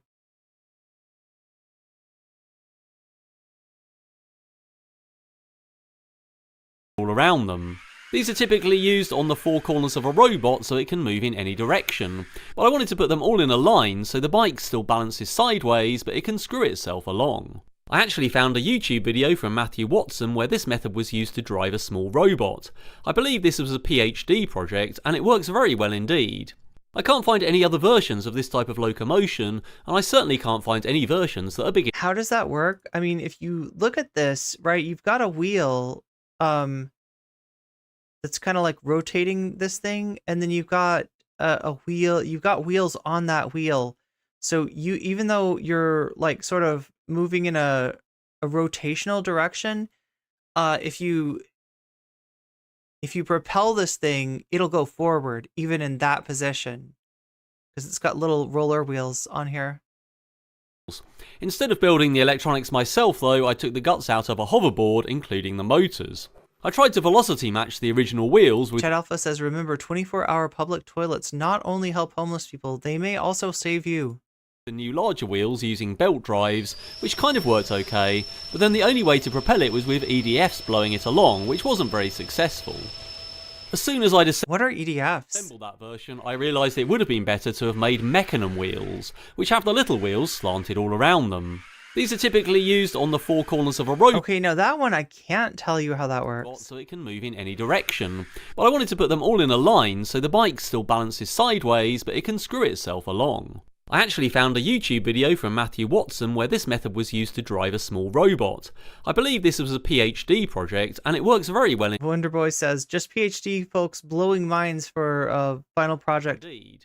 I can't find any other versions of this type of locomotion, and I certainly can't find any versions that are big enough to ride on. So yeah, you can buy mechanism wheels off the shelf, but the biggest I can find is 254mm in diameter, which is really small, and they're really expensive, like £700–800.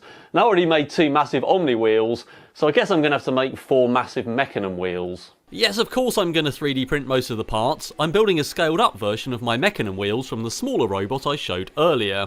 Each wheel is going to be around 360mm in diameter and it'll have 12 little wheels around its circumference, so I need 48 little wheels in total. Just a quick ad from my 3D printing sponsor, thanks to Lolsbot for supporting my channel with 3D printers. I'm printing the tyres in 95A TPU from 3D Fuel and the wheel hubs in 3D Fuel Pro PLA+. You can now get 10% off 3D Fuel products with my special code, and I'll get a small commission too. 3D printer people, what do you use your 3D printer to make? I had a friend once that made a like a small plant. Simply bearings. For the bearings for this project, I've got 96 skate-sized bearings for each end of the 48 wheels, as well as of course some bigger bearings for the actual big wheels themselves. That's a lot of bearings. So we need to make some wheel hubs to mount all this on, so as usual I'm going to use some plywood CNC'd out, so we've got some holes here being drilled in a massive circle, and that's so we can attach all of those wedges around, and we also need some more holes to go and align all of the parts together with a hub in the middle and make sure those wheels are in the right place. So we've cut out some circles, and I've also got some HTD8 profile pulleys, and one of those is going to drive each wheel. So I've painted all of those black with some automotive spray paint, and you'll notice there's some very shiny sections, as well as of course some bigger bearings for the actual big wheels themselves. So we need to make some wheels. Wait, what? Mount all this on. So as usual, what was that? Some plywood CNC'd out. So we've got some holes here being drilled in a massive circle, and that's so we can attach. I don't remember YouTube ever doing that before. All of those wedges around, and I've also got some HT. That's actually masking tape, which I've put over where the 4 holes are to mount each of the wedges. And that's so... You gotta mount the wedges. Oh my god, this is so cool. Other than paint. So I've got some solvent-based adhesive to stick each of those on. This is actually unbelievably cool. I'm also going to screw those on as well. So basically those never ever come off because I'm going to be sitting on this. And that leaves us with a piece of round wood with 12 wedges glued and screwed to it. On the other side we've got the HTD8 pulley, and I've also made a thin plywood retainer so the belt doesn't fall off, and that's going to be used to drive the wheel. This hub fits onto a 3D printed part, which is printed with a 1.2mm nozzle, so that's a really tough 3D printed hub, and I've got bolts that go all the way through, which are a pretty tight fit. We'll just knock all of those in, and eventually that will hold the other side on as well. For now we need to get all the wheels in, so we've got these 8mm pieces of stainless steel rod which go into those wedges all the way around. To get the spacing right, I've got a couple of nylon washers, and then we can put all of the little wheels on with their bearings all the way around, followed by another 2 nylon washers on the top of every one. And that just makes it perfectly spaced so they don't move. We've got another set of 12 wedges which go all the way around there, and then you can probably guess that with those bolts sticking out we're going to stick another plywood hub on top of that, and then we're going to glue and screw all of those wedges to it on the other side, and that makes the complete wheel. I did turn the bolts round though so that the pieces sticking out with the nuts on are in the nice recess that I left. We need to fit a bearing in each end of the wheel, but the hub was printed with a massive nozzle, so I've printed another piece with a finer nozzle, a 0.5mm nozzle. That makes it much easier to tolerance, and we can reprint that part if we need to without reprinting the whole hub, so that we can fit the bearings in nice and tightly. And those have got 20mm internal diameters. I've made 4 of those in total, and you'll notice I remembered to make opposite pairs so that the wheels go oh my god, in opposing directions so they can screw against each other to travel in the same direction, otherwise balancing is going to be really hard. So all we need to do now is put them all on a chassis and put some motors on. It's chassis time! Perfectly with the motors. You might have noticed I actually put the wheels on in the wrong order, so I had to take them all off. Oh no! But even without spacers there, if I slide this up and down lengthways, we can see those wheels turning on the back of them.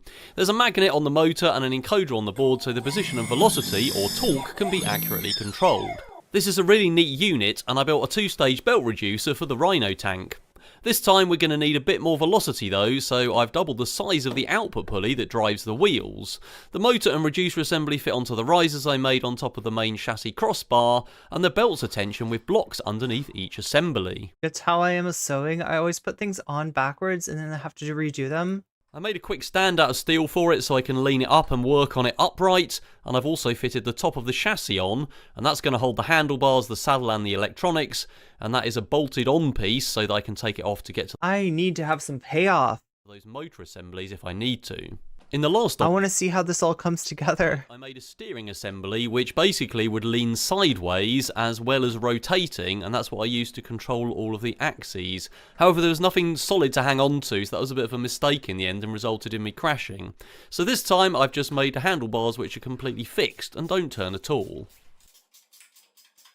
I found this saddle on Amazon which fits just right, so I'm pretty happy with the way it's looking. It's quite retro. Right, it's going to be one of the best things I've ever made if it works, but we need to put some electronics in and get the motors powered up and see what happens. But before we carry on assembling that, it's time for a quick ad from the video's sponsor, which is Odoo.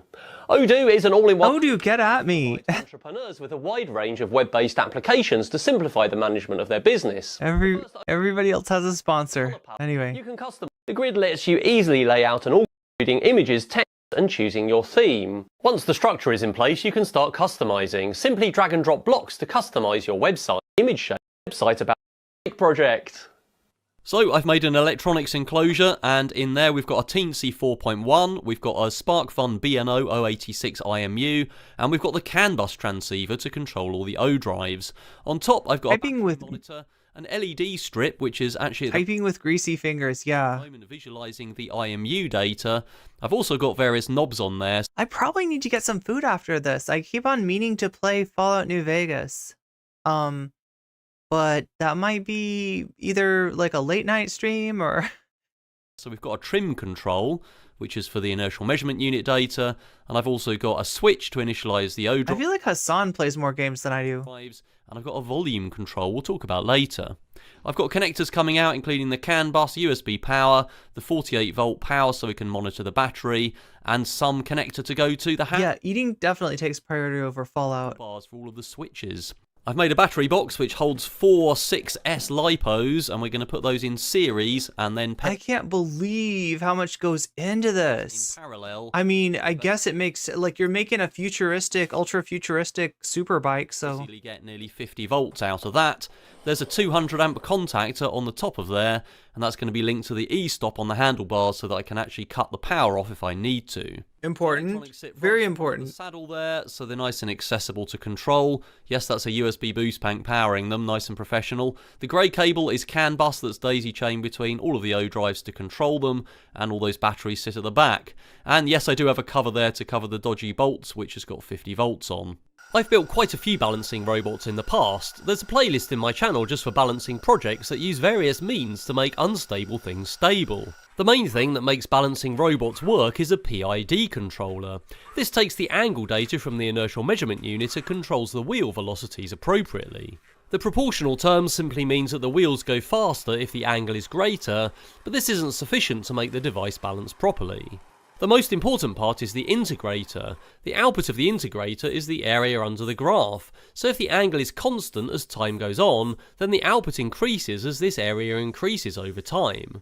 If the angle is increasing, then the output gets bigger exponentially, so the integrator makes the wheel velocity accelerate to catch the robot as it falls over, which happens constantly. The derivative term is the tangent of the curve of the angle data, so this makes a short sharp velocity movement to damp any overshoot. All three terms... Oh yeah, simple, chat, you understand, right? Completely... Some of you maybe understood. Lenses, but typically the highest value is the integral term and the smallest is the derivative. However, if the device is left at an angle without the motors powered on, then the integral term tends to accumulate a large value, and when it's finally time to balance, then it makes the robot suddenly kick until it's stable. This was an issue with the first Omni bike, so this time I've got a control so I can slowly turn up the output, which makes it less likely to break my ankles when I power it up. The button initialises the O drives, and now I can slowly ramp up the output of the PID controller to make things balance without it kicking so much. It was pretty easy to tune up, but bigger, heavier robots tend to thrash around less because they've got more inertia, so it's much easier to tune the PID controller. Did I just lag? Did I just lag from thinking about gaming? To make them balance. Right, let's put the saddle on. I have in fact tuned this up to have a person on rather than no person, so this should be working pretty well. And I'm pretty happy with how well it's working. It's almost as good as a Segway. Oh yeah, this is really good. This is so much better than the last one made of a hacked hoverboard, mainly because I couldn't retune those PID parameters on the hoverboard. So even just a slight bit of mass shift causes this thing to travel, which is good. It's almost as good as a Segway.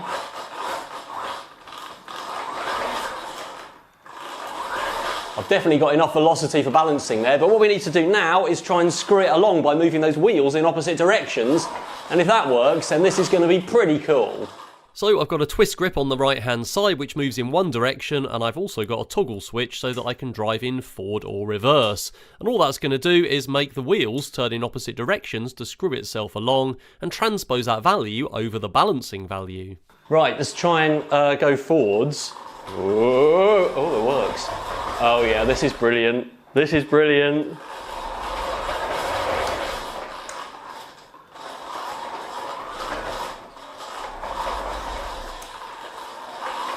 I mean, that's pretty cool. Oh yes.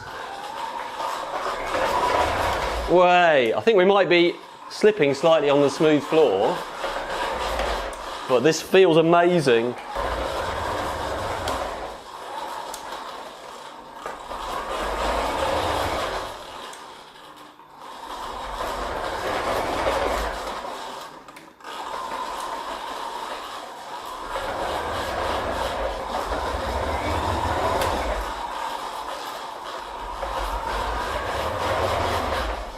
Rotating is controlled by another twist grip. Ideally I want a twist grip that rotates forwards and backwards so I can turn left and right, but I couldn't find one that does that, so I've just got another direction switch, and we'll see how that goes. I did think about having foot switches for steering, but I thought probably this is going to fall over at some point and they'll get buckled or broken if they're attached to the foot pegs, so I decided handlebar controls were best. Now, of course, the wheels are different distances from the centre, and that means that they need to rotate at different velocities so that we can rotate around the centre point. Basically, one circumference is bigger than the other, so the outside wheels need to go faster, and we need to take that into account. Right, let's see where rotating gets us.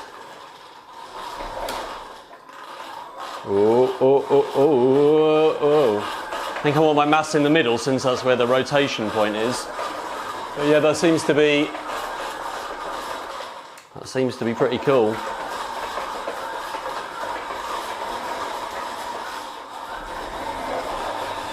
Whoa.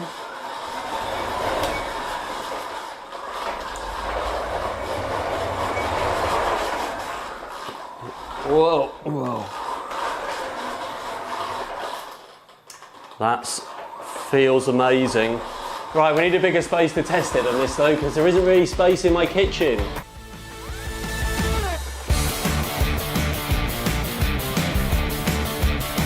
I guess you must be confident with the balancing system.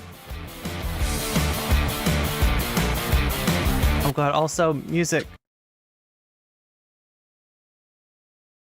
I should know better. I should know better. I think I could get away with just listening to music.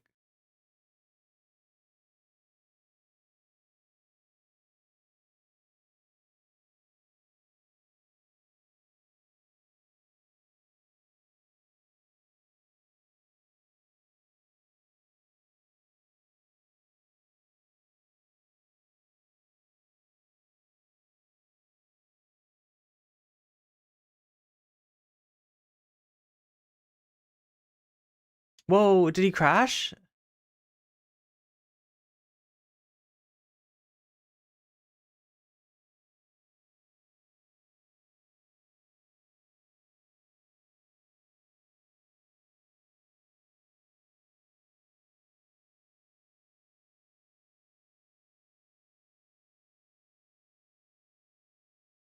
I'm trying to imagine like what this would be most useful for.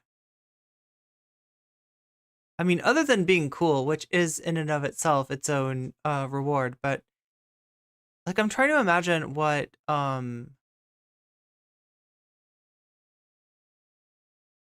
like if there was a task that involved you positioning yourself. I don't know, almost imagining like painting a ceiling, right?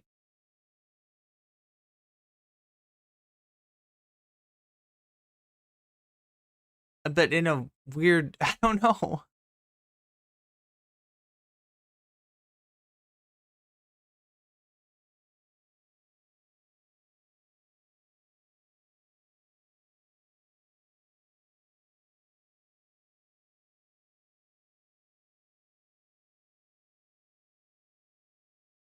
Or like maybe like some kind of game where everybody's on these cycles.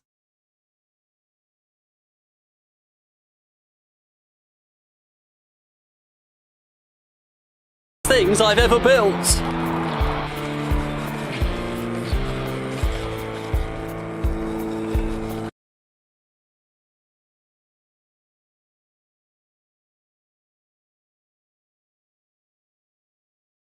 But I'm just imagining like it would have to be almost like a polo of sorts. Yeah, I could see that. There's a ball, and you've got like mallets. Isn't that dangerous though? I always wondered about that. Like polo, you're literally got like you're hitting a ball with mallets. Isn't that super dangerous? Are they like croquet mallets? Yeah, that would hurt. Because that's the other thing that's really dangerous. This, crashing into each other. Or if you've got some kind of a striking instrument and like a ball or a puck, then hitting each other accidentally. Yeah, I could imagine people going to like tennis courts with these things, and I don't know what kind of.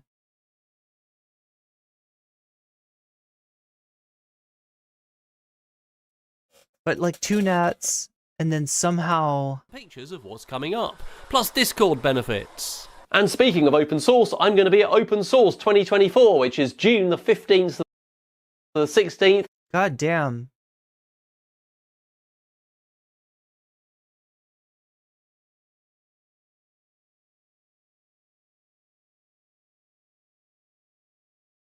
Yeah, definitely boop the like.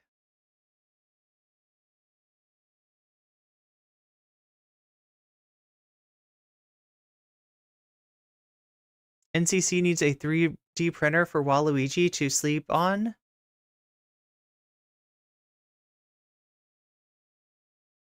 Electronic Destructo fan. Oh god, you know, the other thing that people could do is like some kind of, okay, this would never work, right? But what are those bots, those little drone bots that like battle each other? They like have, some of them have like a saw on them, or like they try to like destroy each other. I remember that word from Mech Warrior. Was it able to do stuff like I want to be able to do stuff like this so bad. Electrical engineering too. Chassis is also the word in Spanish. Chassis sounds like a British thing. It does sound like that, doesn't it? Pick something you know. Yeah, that's the idea. Those belts look loose. I mean, somehow it worked pretty well. It didn't look like it was unstable. If I saw that going down the street, I would not know what to do. Yeah, it's well, it wouldn't be that weird until you saw it start to like move. Must keep alive. Food is important. Hassan eats on stream. That's true. That's true. But Hassan also has stuff ready, and sometimes somebody brings something to him, which is really nice. I've got to cook it unfortunately. Engineers are amazing. Yeah, for real. Been into programming and vector stuff lately. No engineer, however. Yeah, that is some wild shit. This stuff is a little beyond me. Stuff is like so far beyond me. I have this fantasy of making a robot with my old PC. Yeah, pretty much. This guy's kind of a genius. Is he using a gyroscope? He explained the mechanism that the principle on which his balancing system worked.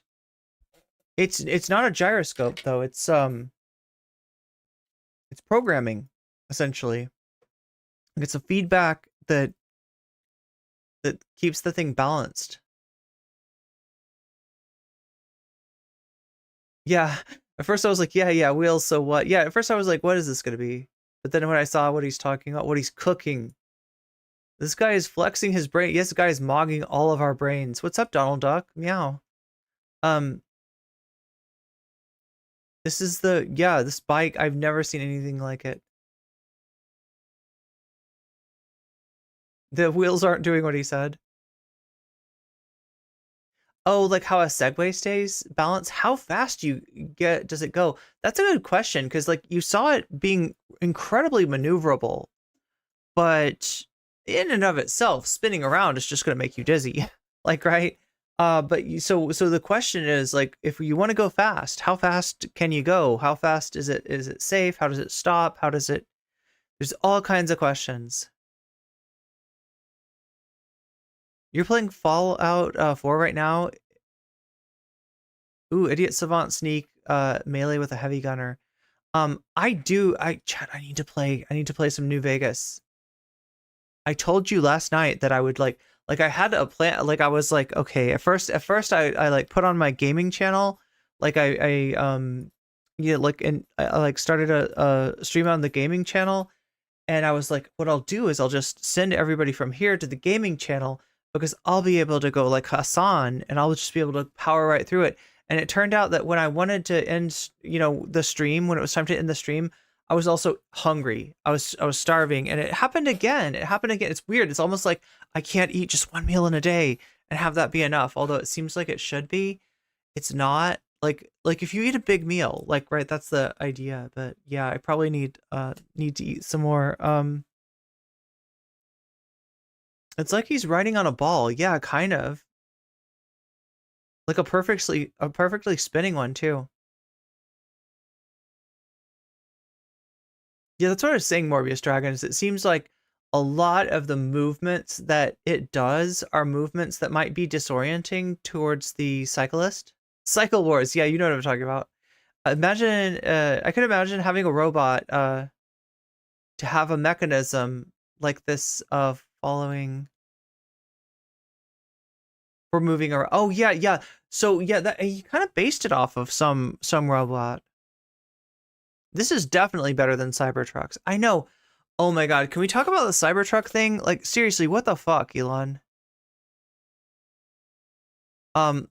Forklifts already do what that does? Wait, they have weird wheels inside them?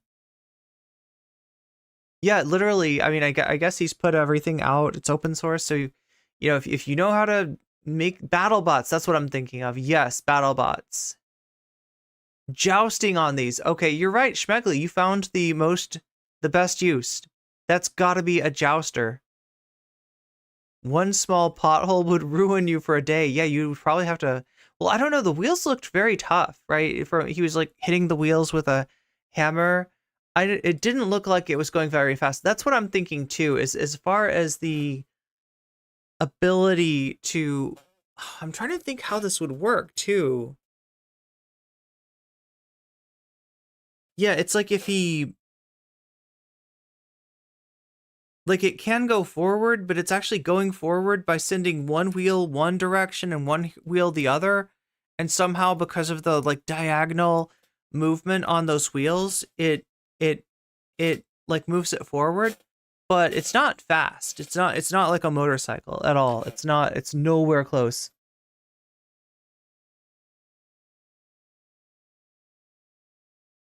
Sitting here wondering how I can build my patio without flooding my house.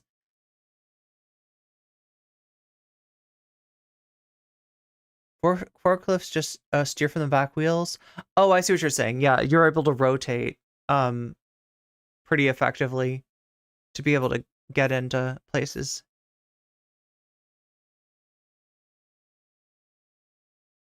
Reminds me of the dwarven spheres from Skyrim.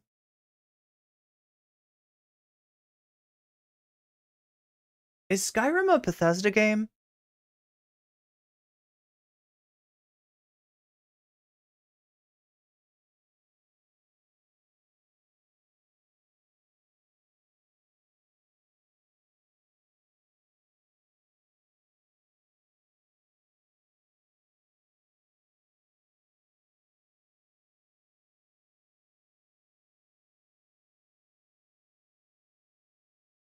That wheel could be used with automobiles. Parallel parking would be a snap. Are you talking about like two of those wheels everywhere a car wheel is?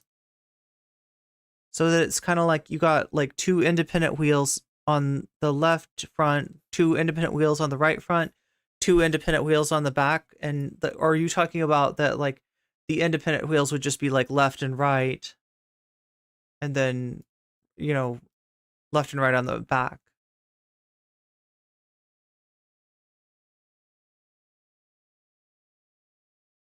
Yeah, the only problem that we sort of witnessed with that bike is that if it's on a like laminated surface, it slips around a lot. But oh god, you know, I bet that concrete would present a whole nother set of challenges, right? Because I'm gonna guess that over time, moving that thing around on like asphalt or concrete or whatever, it's gonna probably wear the wheels down. And the wheels are maybe cheap. Are they cheap? I don't even know. I don't even know what the stuff was that they were using to build those. They looked pretty tough, but Skyrim is actually Obsidian. Okay. And the Elder Scrolls, is that like, or is it? I don't know.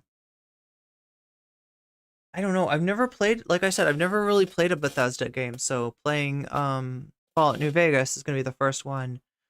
which I guess like I should go ahead and end the stream so that I can have some chance of maybe coming on later tonight and playing a little bit of Fallout New Vegas, like on the gaming channel, maybe in a short, and on Twitch. That's what I'm thinking of. I don't know if that'll actually happen though, because it takes forever for me to make food. And oh my god, I didn't realize how late it was here. Chat, I've got to play Fallout New Vegas sometime because, you know, you voted on it and Fallout New Vegas won, and I want to fulfill that demand, but I'm going to have to get some food right now. I am starving. I will see you for sure again tomorrow though. We've got another stream.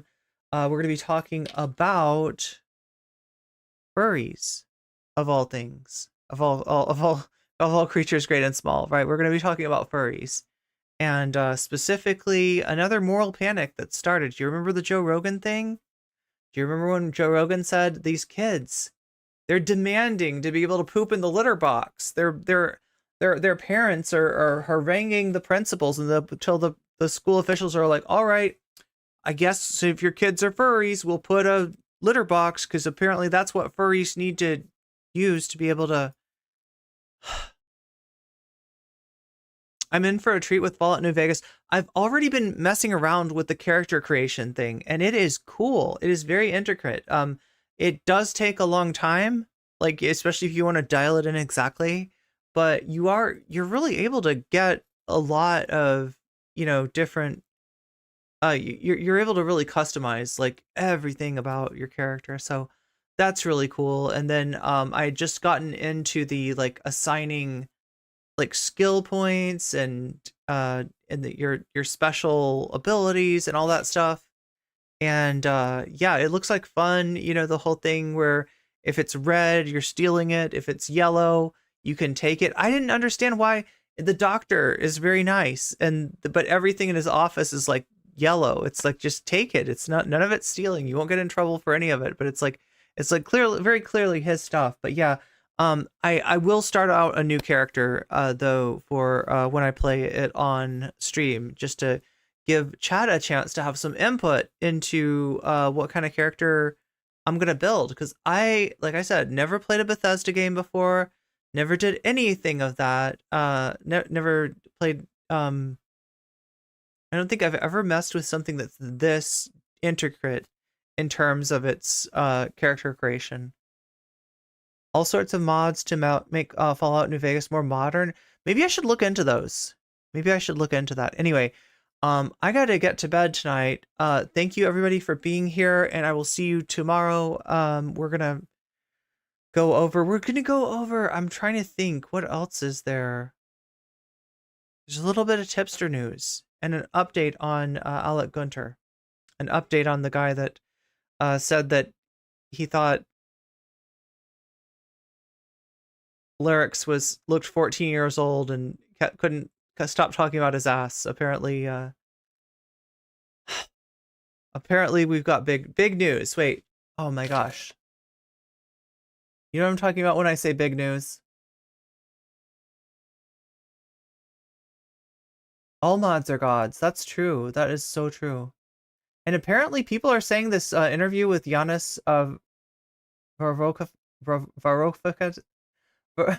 Varoufakis is interesting too, so maybe we'll take a look at that. Oh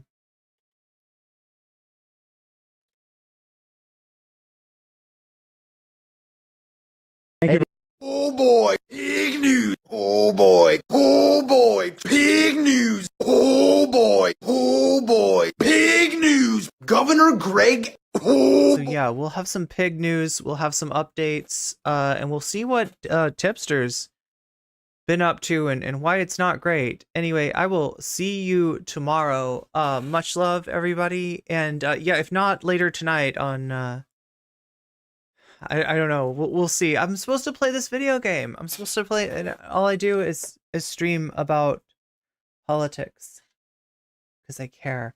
Anyway, I hope you care too. If so, I will see you all tomorrow. Have a good night, and meow.